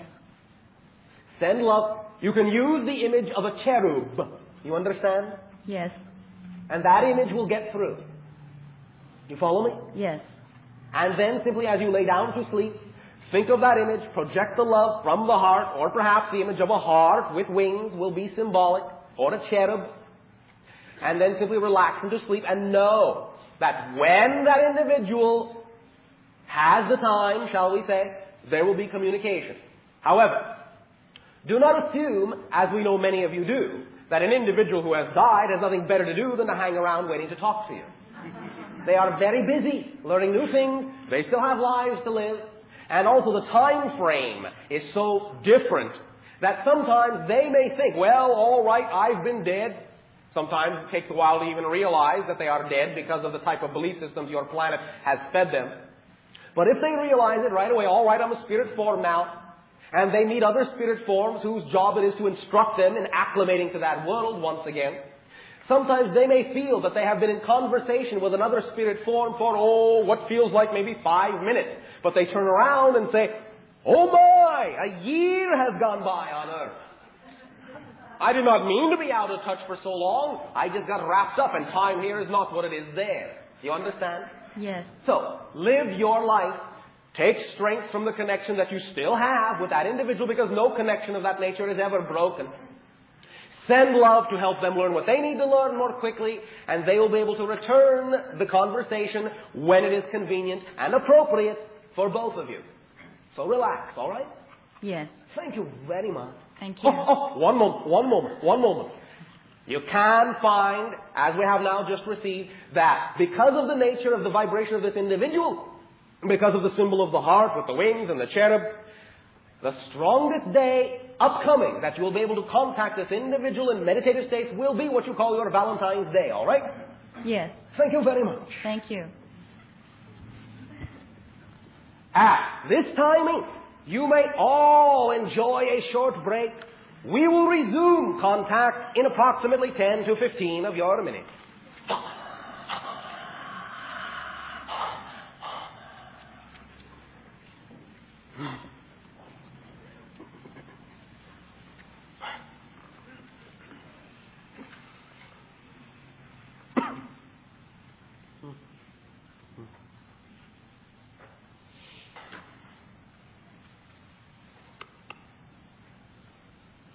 How's it going? Great. There's refreshments out this door, and if you want to order tonight's tape, just see Pamela straight back in front of the control booth. When I call you back, please come back because we can't start until everyone's seated and quiet. It'll be about 10-15 minutes. Thanks. What time is it? What time is it? 10. 10 on the button. 10. Yeah.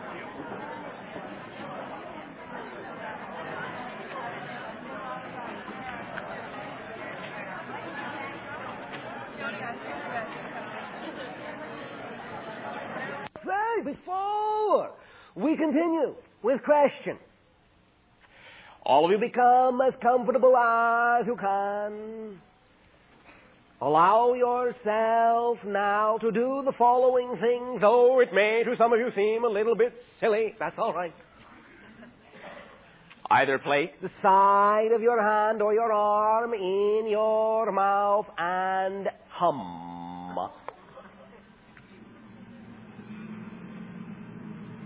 All right. Now, the idea is to allow you to simply feel the vibration against your skin, to feel the vibration inside the physical form of your body. Because when you feel the vibration of the galactic energy, we desire that to have the strongest effect, to tap most strongly into this wave of energy, that you imagine that this wave is passing through you, even as the vibration of your hum passes into your skin, into your muscles, into your bones. And that you realize that the idea of the harmonic that you have called the home, the om, the hum, that centered and balanced vibration, when you do it in a collective way or individually, personally, privately, is the vibration that aligns you to the consciousness, the fabric itself of creation. That's why it centers and balances you so strongly, and the galactic energy, because it is made of the fabric of the consciousness of creation itself. When you vibrate in that Om sound, will feel your vibration as if you are literally humming inside of its body. As if you are a part of it. It will feel that you are coalesced, crystallized out of its own energy. That is one of the easiest ways, in that sense, to contact, or shall we say, allow yourself to arrive on the level of the energy of the galactic, to center yourself through that Om. The idea is also helpful if you will imagine in your mind's eye an entire galaxy of stars, a pinwheel galaxy, spinning in the blackness of space, very slowly, weighing billions, countless billions of tons of mass, spinning slowly, turning, and hearing the deep rumble of that energy, infinite energy, spinning that gigantic mass of a galaxy. Then will be in time, through the channels project of what you call future resort, the idea being that it is called Andromeda, the idea being that it is connected to the largest galaxy in your area, a film that will be made for the purposes of advertisement, wherein this spinning galaxy and the appropriate vibratory level that goes along with it will be rendered and shown unto people, so that when they view the image of the spinning galaxy and they hear the harmonic rumble of its energy, they will immediately key into the vibration of the Andromeda wave. Because Andromeda is the central galaxy of this area and carries with it the controlling, shall we say, wave, upon which and from which all other galaxies take their cue. That is why Andromeda is even recognized by many of you as being what you call the central council, because it vibrates at a particular pitch that encompasses all other galaxies in the immediate neighborhood. This Andromeda wave, this vibratory galactic wave, is most accurately, once again, defined by the Om that you create among yourselves. So once again, now, if you wish, you can put your hand up to your mouth, or you can simply vibrate and feel it all the way through you. Together, now, Om.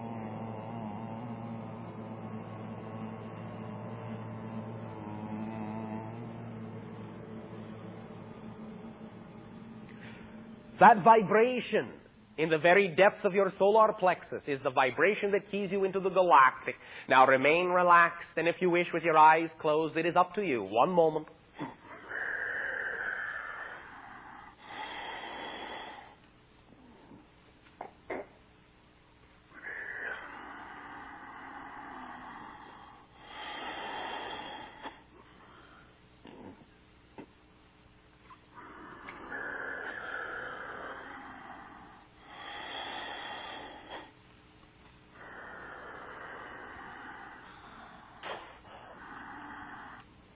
If you will now feel the vibration of depth, feel the wave after wave of consciousness that you are. Feel waves of energy passing through you.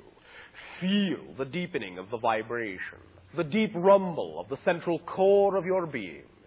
Feel the smooth warmth of energy passing and radiating from your body. Feel the energy that your body is. the masslessness it can become. Feel that you are melting into an all-encompassing sea of brilliant and warm, golden-colored energy. You are the substance of the fabric of creation itself, of which the galactic consciousness is made. Feel wave after wave passing through you. As the waves of your own oceans, your own physical oceans, rise to the shores of your land, feel wave after wave passing through you, radiating out from a central source of galactic energy. Each and every one of you is a beacon, a center of that wave after wave. Anytime you are so desire to feel that energy with the Om you have been given, or standing on your ocean shore, feel the crash and the vibration of the wave in the pit of your solar plexus. Know at that moment that you have connected to the galactic vibration. Feel the energy of the wave. Take time. Take time. Be space. Be volume. Be time. Be eternity. Be energy. Be the heartbeat of life itself. Be the pulse, the warmth, the blood coursing through the vein, the artery. Be the cell, warm, connected, touching all other cells. Be rich. Be at peace. Think of all individuals on your world. See them all in one room. See them all in light, all in laughter, all in love. Be the heartbeat, beating, the pulse, beating, coursing, the wave after wave after wave of energy. Feel your consciousness sinking deeper and deeper and more deeply into comfort, into abundance, into deservability. As you imagine golden wave after golden wave of brilliant, warm, thick light passing through you, carrying you in the eddies and currents of energy, of the fabric of consciousness of space itself. Wave after wave of unconditional love. Take 3 deep breaths. You are the wave. The wave. Washing away all fear. Washing away all doubt.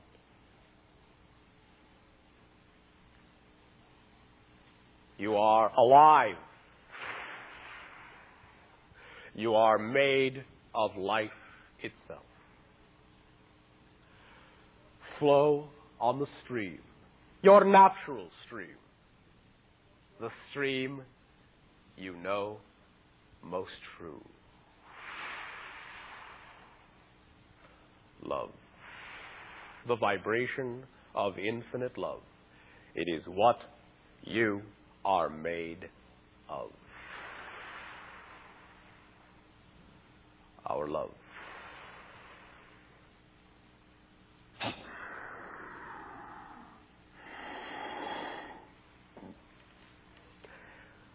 We thank you for allowing the sharing to take place. We thank you for allowing yourself to center within the depths of your being. We thank you for loving yourself enough to explore the depths of your consciousness. And to know beyond a shadow of a doubt that everything you will ever discover will always be worth discovering and only lead to more discovery of joy about yourself. We thank you. And we now suggest that we may continue sharing.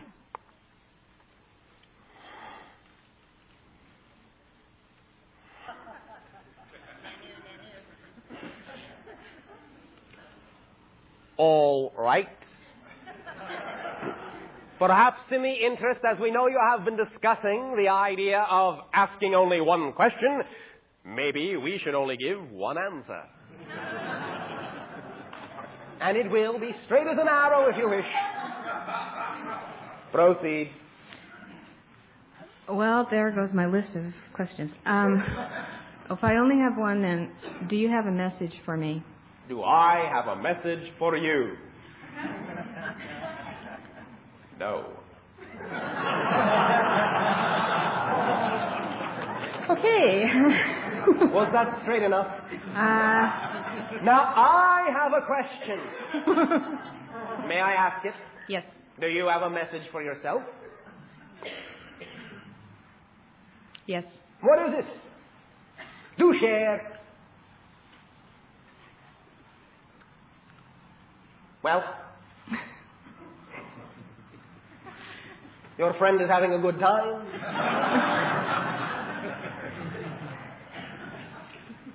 What is your message for yourself?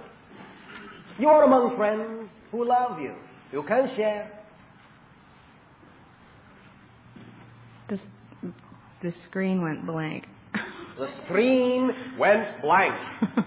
Is it a very pretty screen? Not blank. Not blank. It is not pretty. Why not? Well, it's sort of invisible. Sort of invisible. Then how do you know it's there? It has an outline. It has an outline. All right. Is it a pretty outline? It's pretty plain. Pretty plain. It's like a working screen. A working screen. All right. What would you like to construct on that screen? Now that you have cleaned your slate, begin anew. Begin afresh. What would you like to draw on that screen? I would like to draw the path that's really next, the activity or the career yes. that I'm moving into. And what is it?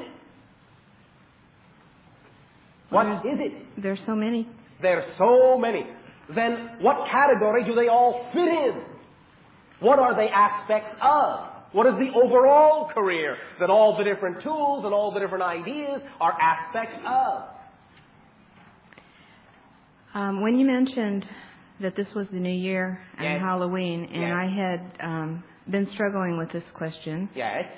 And the thing that changed it was when it was time to get out the Halloween decorations yes. and the costumes. Yes. And I realized that that's the thing that really excites me. Yes. In what way? It's fun. I like the creativity. Yes, and what do the costumes do? What do the masks allow you to be? Change identity. Change your identity into whatever you wish. Right. And does it allow you to safely get in touch with what you may call the negative side of yourself and have fun with it without fearing it too much? Yes. And does it allow you to share that with other people in a way they know is safe because they know it's only Halloween? Yes. And do you think that some sort of transformational interaction can come of that?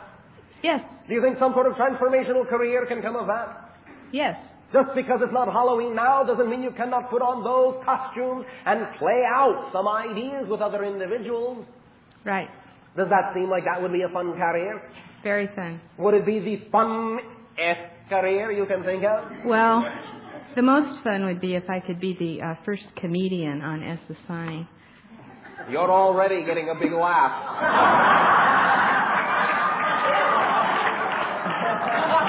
Thank you. You brought down the house.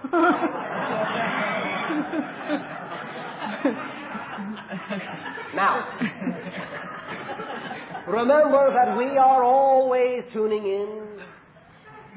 The idea, of course, is to be what you desire to be where you chose to be.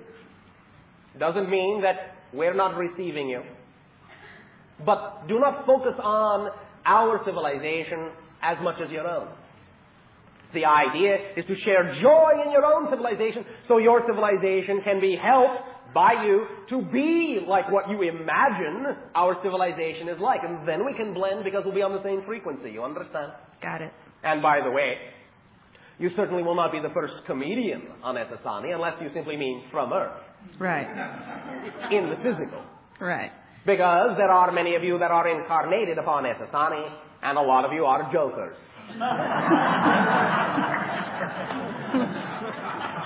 That's why they need me. All right.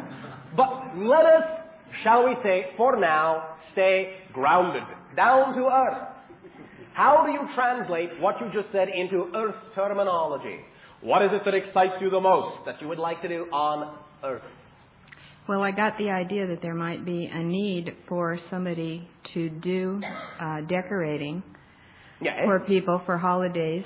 All right. Their business, their windows, their and brighten houses. the place up, liven them all up, and put them in good spirit. Right. And would that be fun and exciting, and would it feel like play? Yes. When will you do it? Well, I made some calls today. Oh, all right. Does that mean that you have already started to do it? Yes.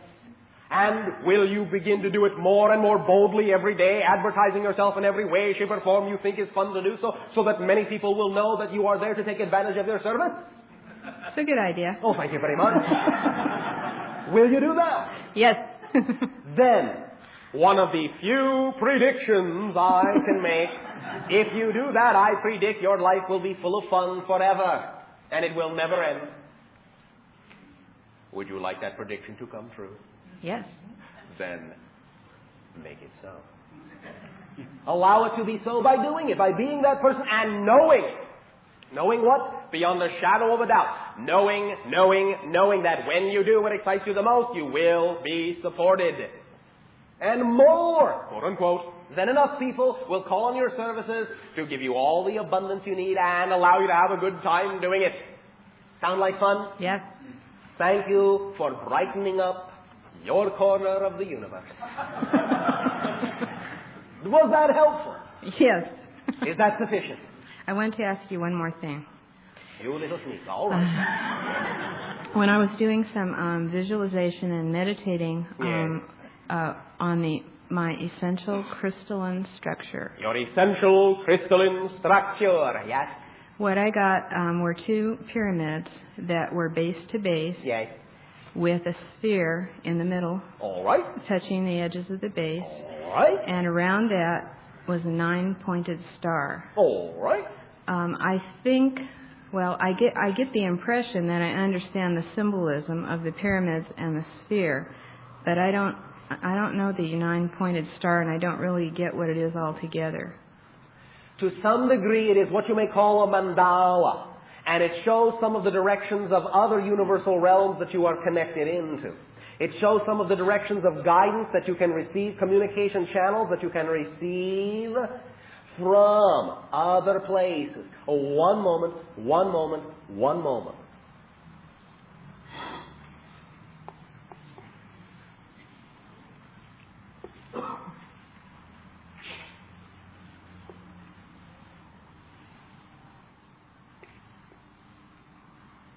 If you will also understand that different points sometimes are references to the connection to different star systems. Star systems, other civilizations that you have deep connections to. One moment.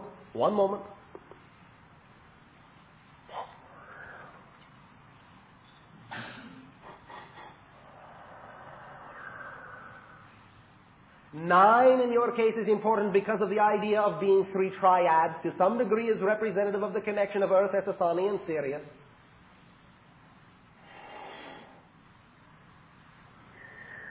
One moment.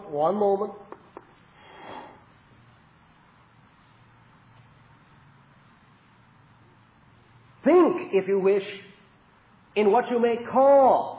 Now, I know this will vary for many of you, but your holy day of holy day, the idea of Christmas, and the idea of what you call the Christmas star, what you call Star of Bethlehem, Think of the 9-pointed star in that way as being a symbolic representation of that particular type of energy, and you can see that it may function as a lantern, as a guide to light the way and connect you to the path that will give you the most joy. You follow me? Mm-hmm. It is an unfolding of a particular type of crystalline flower that represents all the different capacities and dimensions that you have within yourself. If you simply pick up upon the vibration of it, you really do not need to understand it in your terms analytically. Follow the energy. Do what excites you. There will be synchronistic occurrences of that symbol now and again in your life. You can put them in some of the decorations that you create, these stars, and it will have an effect on other people as well. You may wish to explore it three-dimensionally, geometrically. Build one out of some substance, see how it makes you feel as a resonating vibrational tool. You follow me? Just the star or the whole structure with the Can be pyramid? just the star, can be any aspect of it, any one of the structures, in combination, all together. It does not really matter. Even make a drawing of it. You follow me? I just had a brilliant idea. Oh, what is it? Do share. Well, a clown hat, sort of, with a pyramid cone on top and the star for the headpiece. Oh, well, thank you very much for your brilliant idea. Starlight, star bright. All right, very good. Have a good night. Good night. Thank you. I would like to know how about the whales in Point Barrow. What about them? Well, it seemed like a very unusual effort that people made to try to get them loose. Will not be so unusual in the near future when you understand the connection, as those individuals did. Very much your attempts, your human attempts to help them out is very much a representation, in that sense, of the connection and the kinship that you are now feeling to that form of life upon your planet. We were much in that sense overjoyed in watching that scenario. Much overjoyed, for it shows that you really are feeling that connection. And we thank you very much, and so do they. Thank you, Bashar. Well, thank you. Namaste. I have nothing to do with that. Our love to you. Shooting.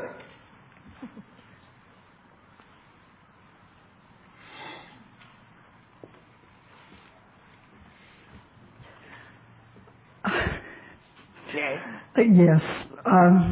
Hello, Bashar. And to you, good day, mountaintop lady. I don't believe it. What? It's been 9 months. How could you remember from just hello? Oh, please. What am I saying? What is so difficult about that? I came here. It's been about 9 months since I contacted like this, and I had about 20, 30 million questions. I can't think of any. I don't know if they have that much time. So I was trying to find the one. And did you succeed? And I am so blown out from the earlier part. I'll think of something. Where is it? You have totally, it's all your fault, changed my life. Oh, no. It's a co-creation? Thank you, it's a co-creation. See how we it's are? your fault, too. Well, you say follow your ecstasy or follow your excitement. Yes. Works for me.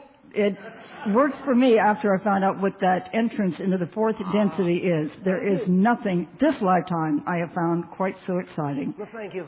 And unconditional love for you is very easy, I think you know that. Thank you. Easy for you as well. It's easier, seems. Well, there's been a few areas of little shakiness, but I'm working on it. That's all right. All part of the fun. Well, barriers just, as you know, are not there, and it's a different viewpoint. Yes, and it's very exciting to find every barrier is of service. Thank you very much for your sharing and your wisdom. Fourth density, because of the content. There's a lot of new people here, and I hope every one of them will take a look at what the fourth density does represent, because it is very exciting. Well, thank you very much.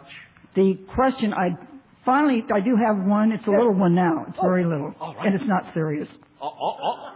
They're all significant. Okay.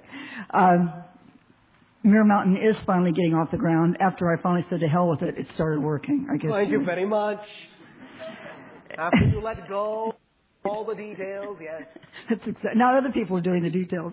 All right. I did spend some time up there, and because of a gentleman that came earlier talking about Billy Meyer, if you remember, you did send me to the Pleiades thing. Yes. And it's I kind of know, but I need a little reassurance on what I think I already know. Maybe. Okay. While up there, I spent quite some time all by myself. Yes. And, it's a plateau all by itself. Yes, and the stars were out. Oh, God, yes. And it was so beautiful. He's been there. And go on. It's either 4 or 5 nights. It kind of loses content of time. All right. But 5. 5, thank you.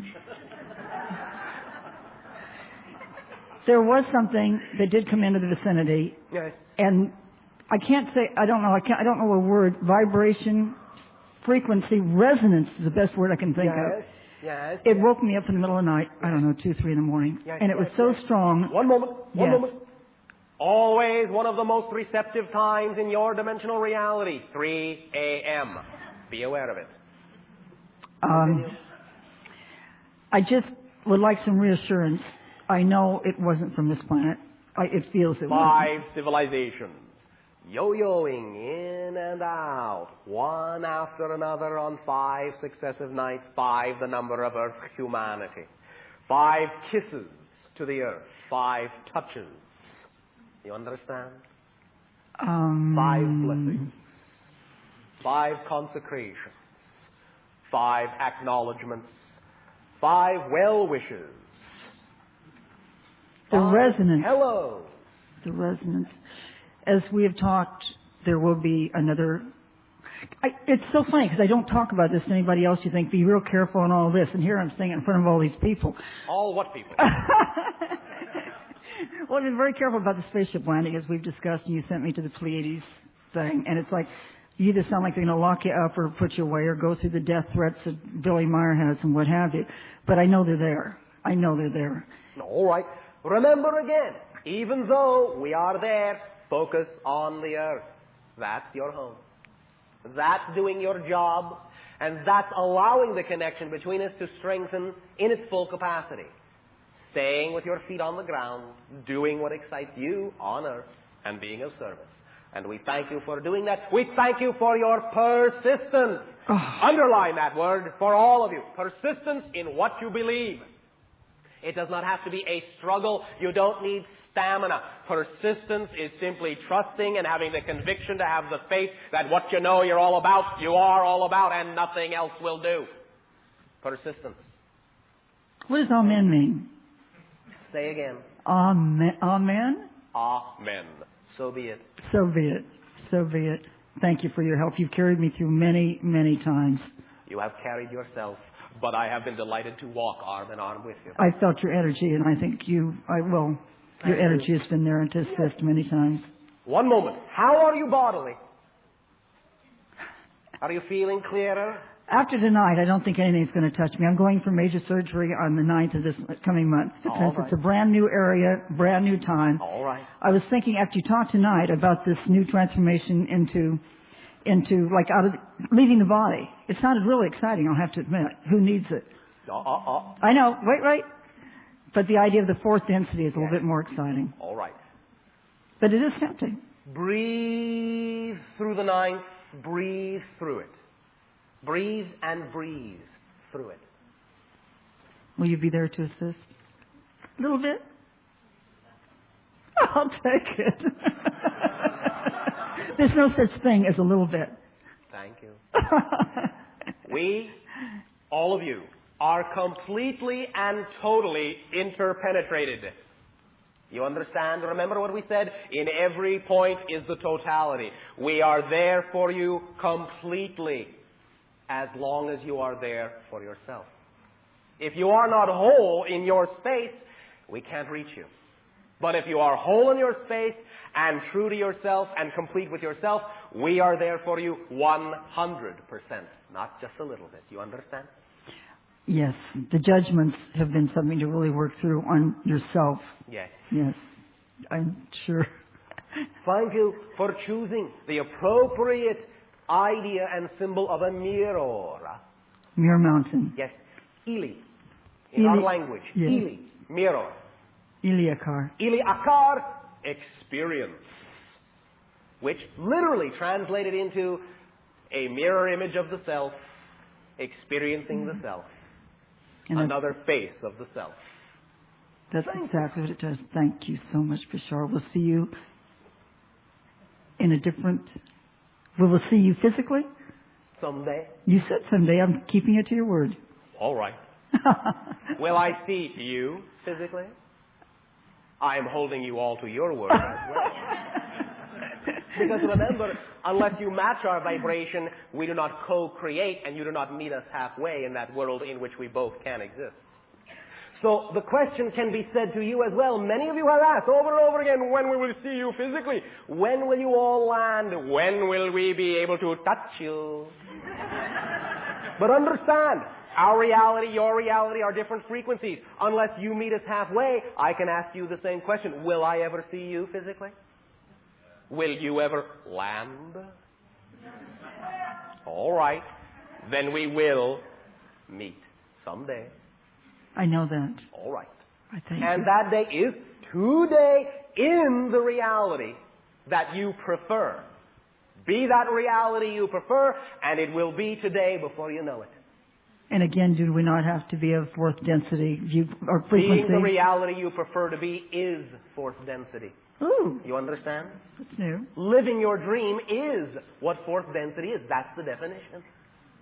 Because you know your dreams are real, and physical reality is but a dream. When you live like that, that's fourth density, in which anything can happen, and which everything does.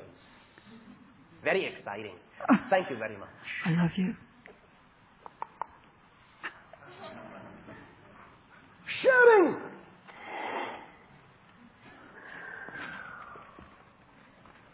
Hi, Bashar. And to you, good day. I'm going to try to be as articulate as you are, but... Oh, just relax. You'll be fine. Don't try. Okay. Speak up, however, so that all may share. Okay. 2 months ago, I had an accident, a motorcycle accident. Motorcycle accident 2 months ago. All right. Yeah. And something came off of a motorcycle, a piece of metal, and hit the ground and came full speed in my face.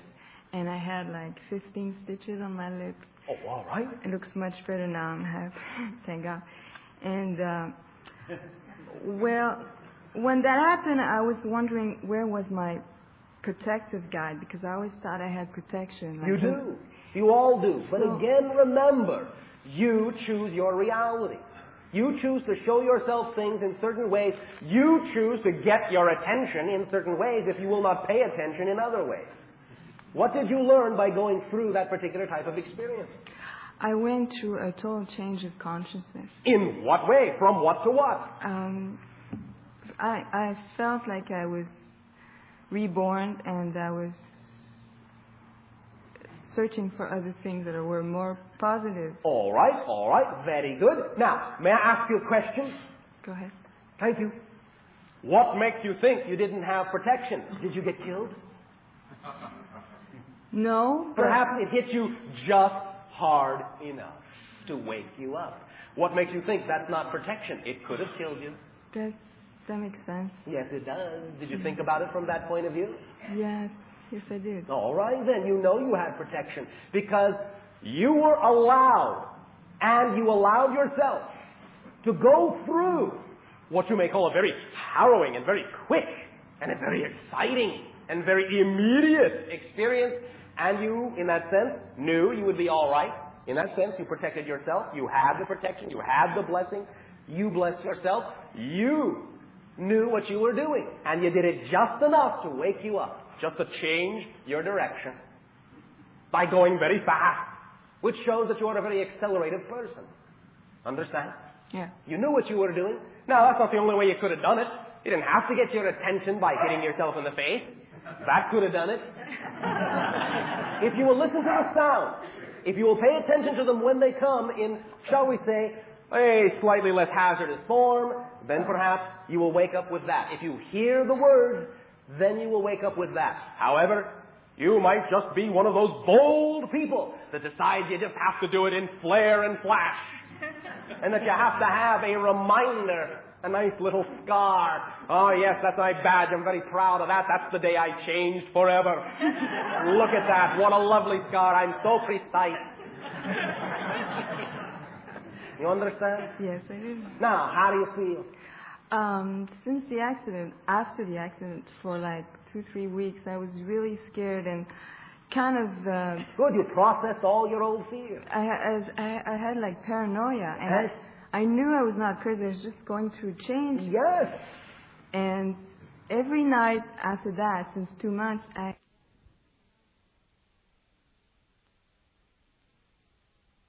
think so. You think so? Oh, I'm convinced. You sure told me. Yes, I believe that maybe I am doing what excites me the most, perhaps.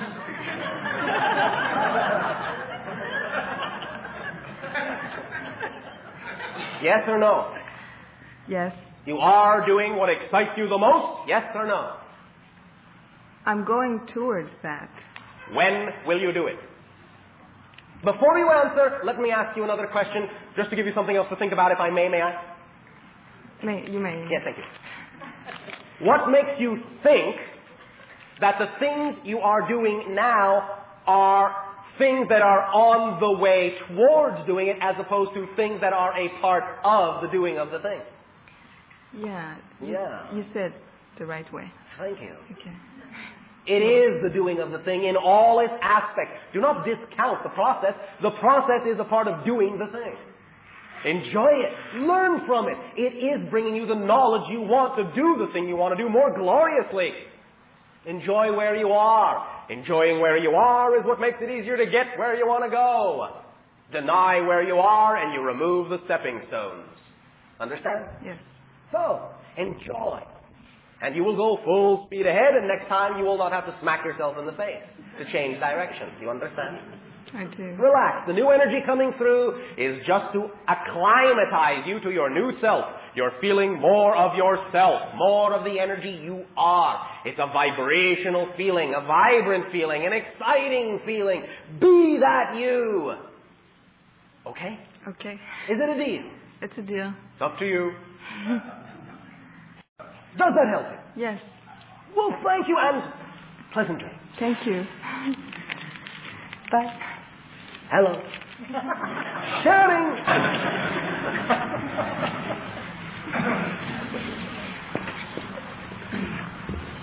Hi, Bashar. And you, good day. I'm going to ask something for a friend of mine who was supposed to be here for the first time tonight. Oh. Several nights ago, 3 nights ago, she had an experience in her in her home, and she woke up from her sleep about 4 times. 2 times, the first time she was woke up by a spiral of yellow light. Second time was a very intense, bright yellow light, and it scared her so bad that she got up and she went to a bathroom to try to recover, and she was very dispersed. Dispersed? That's what she said. All right. She also became numb in the arm. Yes, all right. Her hand would work, but she couldn't feel anything. Yes. And what else? And then she became very sore from the waist down. Yes. And today she couldn't even get out of the bed. And what I'd like... You want a medicine? No. A cure? No. An acclimatizer? What's that? Something to allow her to get used to it? Perhaps a reflection from you as to what is happening so that she is not so afraid. She's seen green energies come through her room that disappear on her side of the bed. And she hasn't talked to anybody about this but me. And now you've blabbed it to everyone.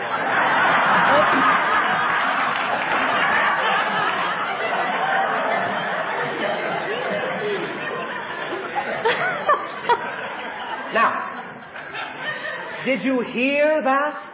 Yes. It would have been good, but it will do, if she would have been here to hear that, because that's what she needs to do. When this happens, she needs to laugh. Okay. Do you understand? Mm-hmm. That is the most important thing she can do right now. Laugh. And let it through. And she will understand what is happening. There are some friends working with her. Okay. There are some guys working with her.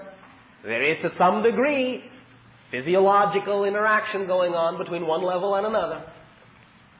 All right. Laugh. And she will be given more opportunity to remain conscious of what is happening and to remain in apparent control of what is happening. You understand? Okay. So, tell her if she goes to the bathroom, look in the mirror, laugh. If she stays in the bed, lie there, laugh. Okay. All right? Yes. Also, something else. Same night, when I woke up the next morning, I felt like I'd been in a fight or something. All right. But I also had felt like I had not been where I woke up. Yes, in a sense, there was astral projection. Is that well? I know I was busy doing something. I don't know what. I don't know why I ended up with pain at the base of my neck, going all the way down my shoulders. To some degree, you were assisting your friend to, quote unquote, wrestle with self-created demons in the dream state. Okay. Understand? Yes. So, you transferred that idea to your physical body and woke up a little stiff, a little sore. Yeah. Understand? Yeah. I had the half of the body hurting that she didn't. Yes. She had the lower half. I had the upper half. God helping to support that individual, helping her through what may be called a little bit of a rough time. She will stabilize. You will stabilize. Your friends are helping each other out. It's all right. You are buddies in the astral realm. What you go through there, you're having great fun doing because it takes great gusto, as you say. You're getting your teeth into it. You're rolling around and wrestling with this idea, wrestling with the problem. You will iron it out. Okay. Understand? Yes. Laugh. Enjoy. It is all in good fun, buddies, okay? Great. Thank you, and pleasant dreams. Thank you, Bashar, and thank you for all the years of sharing, and it was very... I feel like crying because you're not going to... better myself. Thank you very much for all the delight that you have given to me and to all of us, all of you. Thank you. Thank you. Sharing. Hi, Bashar. And to you, good day. I know it's late, so I'll just make this quick. Maybe you could... I came here to talk about both the projects and also a personal question. Yes? Maybe you could share a little bit about what this device is. I think both questions are related. All right. I'll get to it real quick. I think, I'm not sure why, but I have certain deservability or lack of deservability beliefs.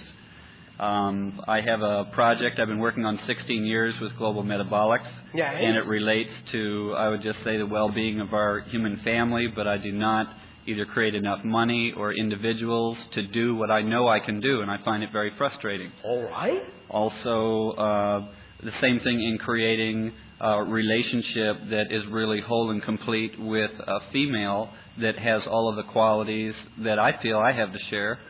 And I would just like to get to whatever limiting belief may have been there. I was very severely abused as a child. All right. Done the best I could in my 37 years, but I'm not trying to buy into... I understand. But I still feel there's a piece that holds back because of all the things I'm involved in. All right, I have one suggestion first off. Yes. Have you ever gone through a meditation where you allow yourself to relive the childhood and build it from scratch into the way you want it to be? Not fully. In many ways, yes. All I can say is I keep sensing the pattern I see is there's some piece I am not able to access. There are still times I wake up and out of the blue I feel very sad. There's still something that's hurt inside, whatever you want to call it, something confused or hurt little boy or holding on to some belief, and I really don't know how to quickly access it. All right. One moment.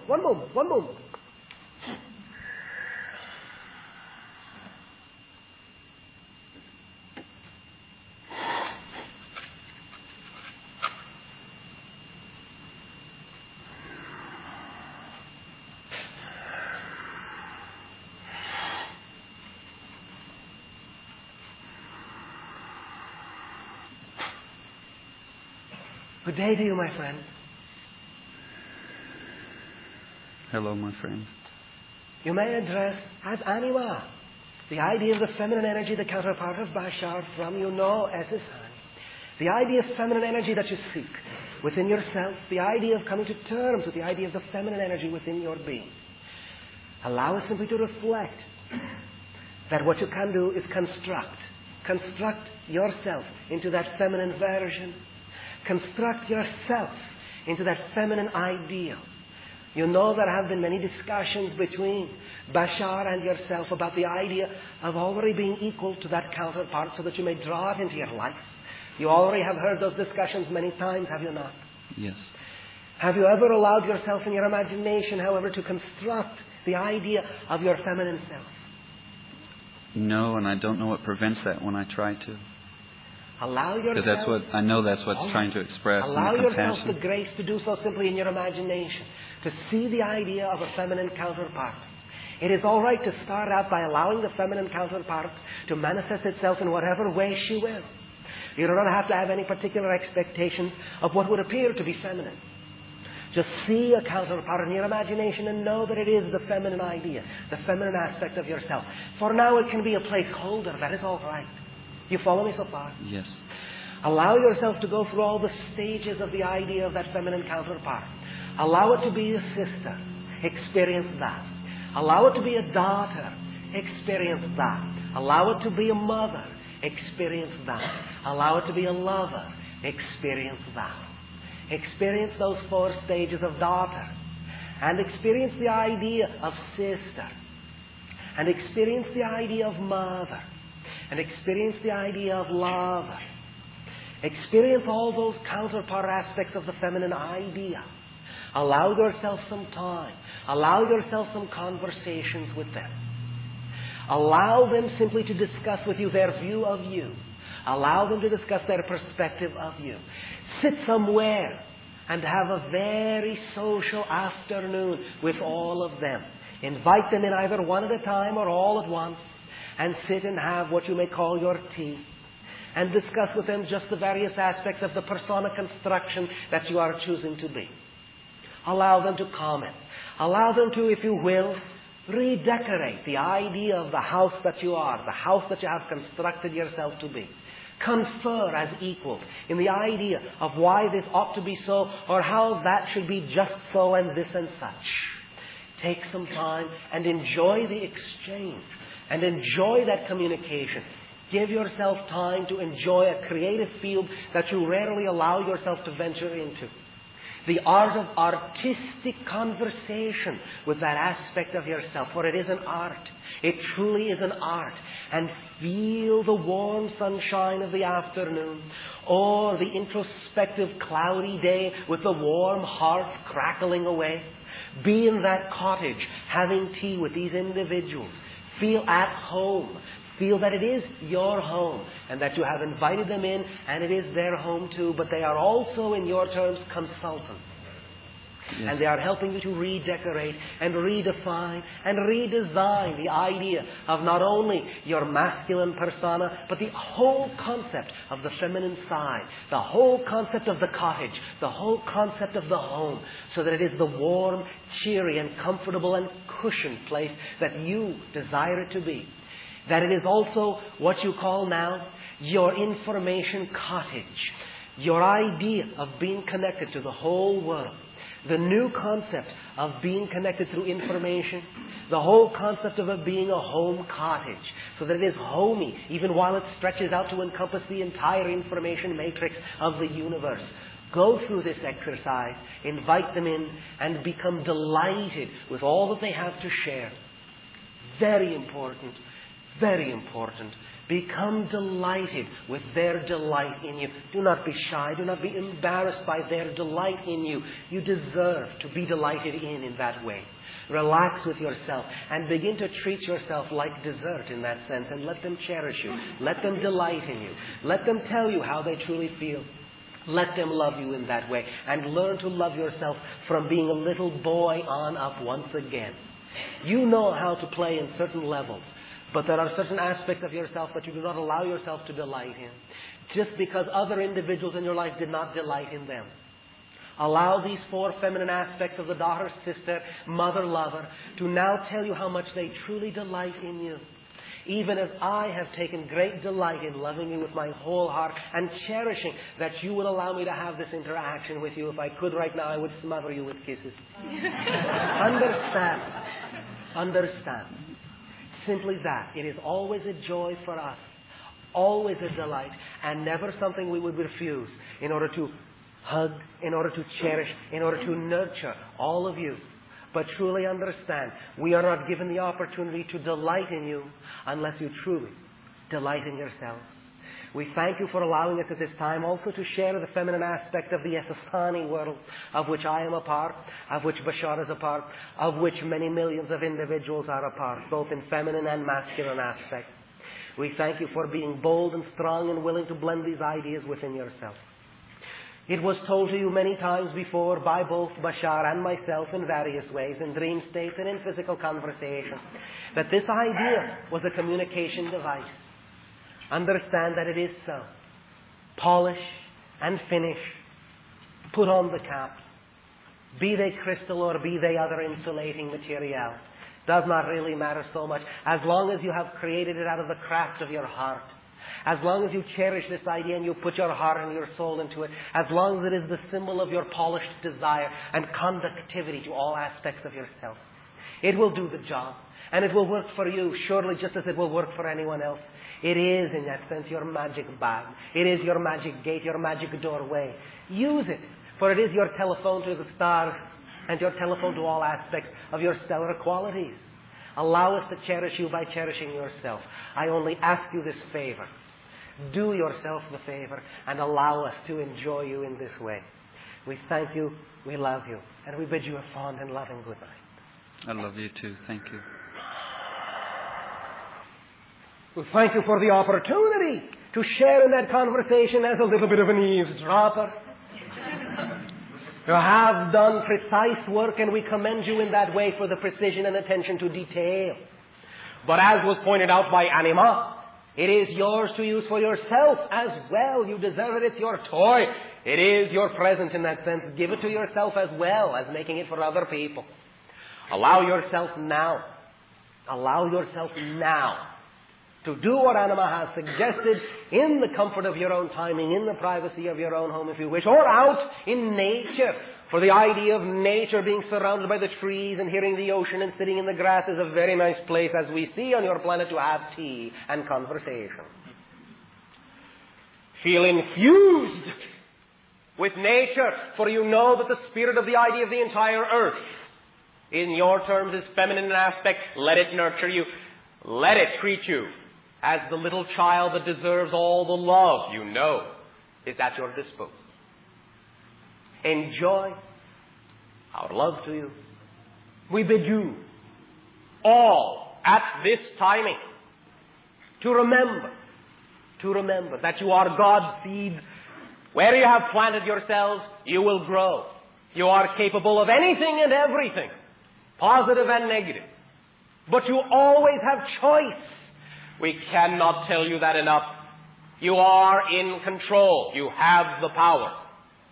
Be direct, not circumspect with yourselves. Be bold. Be clear. Take the step. Act. You have also, upon your planet, many individuals who have the resources and the wisdom and the love and the caring to share with you their abilities. From time to time, we have now and then recommended a few of your books because we know simply that we wish to point out simply that you have the resources on your own world to do what you wish. We have discussed last time briefly a book that is called Wishcraft. We do not recommend this because we, in your terms, own a percentage of the book. We do not recommend it because we wish to deny that other books have merit. We have recommended many of them, but we do not wish to endorse because we know some of you will still take our endorsement as being a stamp of approval and all other books go by the wayside. So we do it cautiously. We call out things cautiously. But most importantly, we wish you to understand that when we recommend something like that, it is because we wish you to understand you have the knowledge on your own planet, in your own people. You are a wise and compassionate race of beings. Believe in yourselves. There is a segment in your book of Wishcraft that gives you many examples of all the different ways you can go about expressing your abundance other than the idea of having to have money. Yes, you can have that. It's a very valuable idea. It is not the only one. You can buy something, yes. But you can also trade. You can also make it yourself. You can also win it. You can also be given it as a gift. You can borrow it. You can rent it. You can do many things with what you need. Acquire the tools and the props of what you need and use them. Act on them. Do not build a prop and then sit with it wondering what is going on. Apply it. Act upon it. Get out in the world. And in that sense, know that the world will shape itself to what you need. And it will do so for everyone, and there is no conflict in this. No one loses because you win. You all win because there is enough for everyone. You are learning this now. And we thank you for learning this now. We thank you for being willing to learn this now. A very good suggestion was given by a spiritual friend of us all. And the suggestion was simply this. Even if at some moment you may feel that you do not have what you need, that you do not have what it takes, very often all that is necessary is to say, I may believe I do not have it now, but at least I am willing to have it. Then act to the best of your ability on what you can do. Use your imagination and let the rest take care of itself automatically, because you are effortless beings of creation. Effortless. Easy. Enjoyable. Exciting. Be bold. No one will turn you away. There is always an appropriate audience for everything you truly need to say, and you will find that audience. For everyone who wishes to be on a particular stage, there is always an audience to appreciate what you have to say. Once again, because everything fits and everything belongs, and there is never an actor that is born without an audience that is born at the same time for that actor. Never. It all works perfectly. Flawlessly. Believe it, act like you believe it, and you'll see the results guaranteed. Can't prove it to you. Wouldn't want to try. But it works for us. You are no different because you fall under the same one law of creation. There is only one. What you put out is what you get back. See for yourself. Our love to you. Our thanks to you. We will communicate once more in this fashion. One of your months from now. In the third part of Summation. So that we may wrap up one level and open the box to another. So that you may proceed more boldly in a world more open with all the potential right in front of you. Yours for the doing. Do. Think is wonderful. Believe is wonderful. Feel is wonderful. Doing is what creates the reality in your experience. Our love to you unconditionally. Our thanks to you for the gift of sharing. We bid you all a fond and ecstatic good night.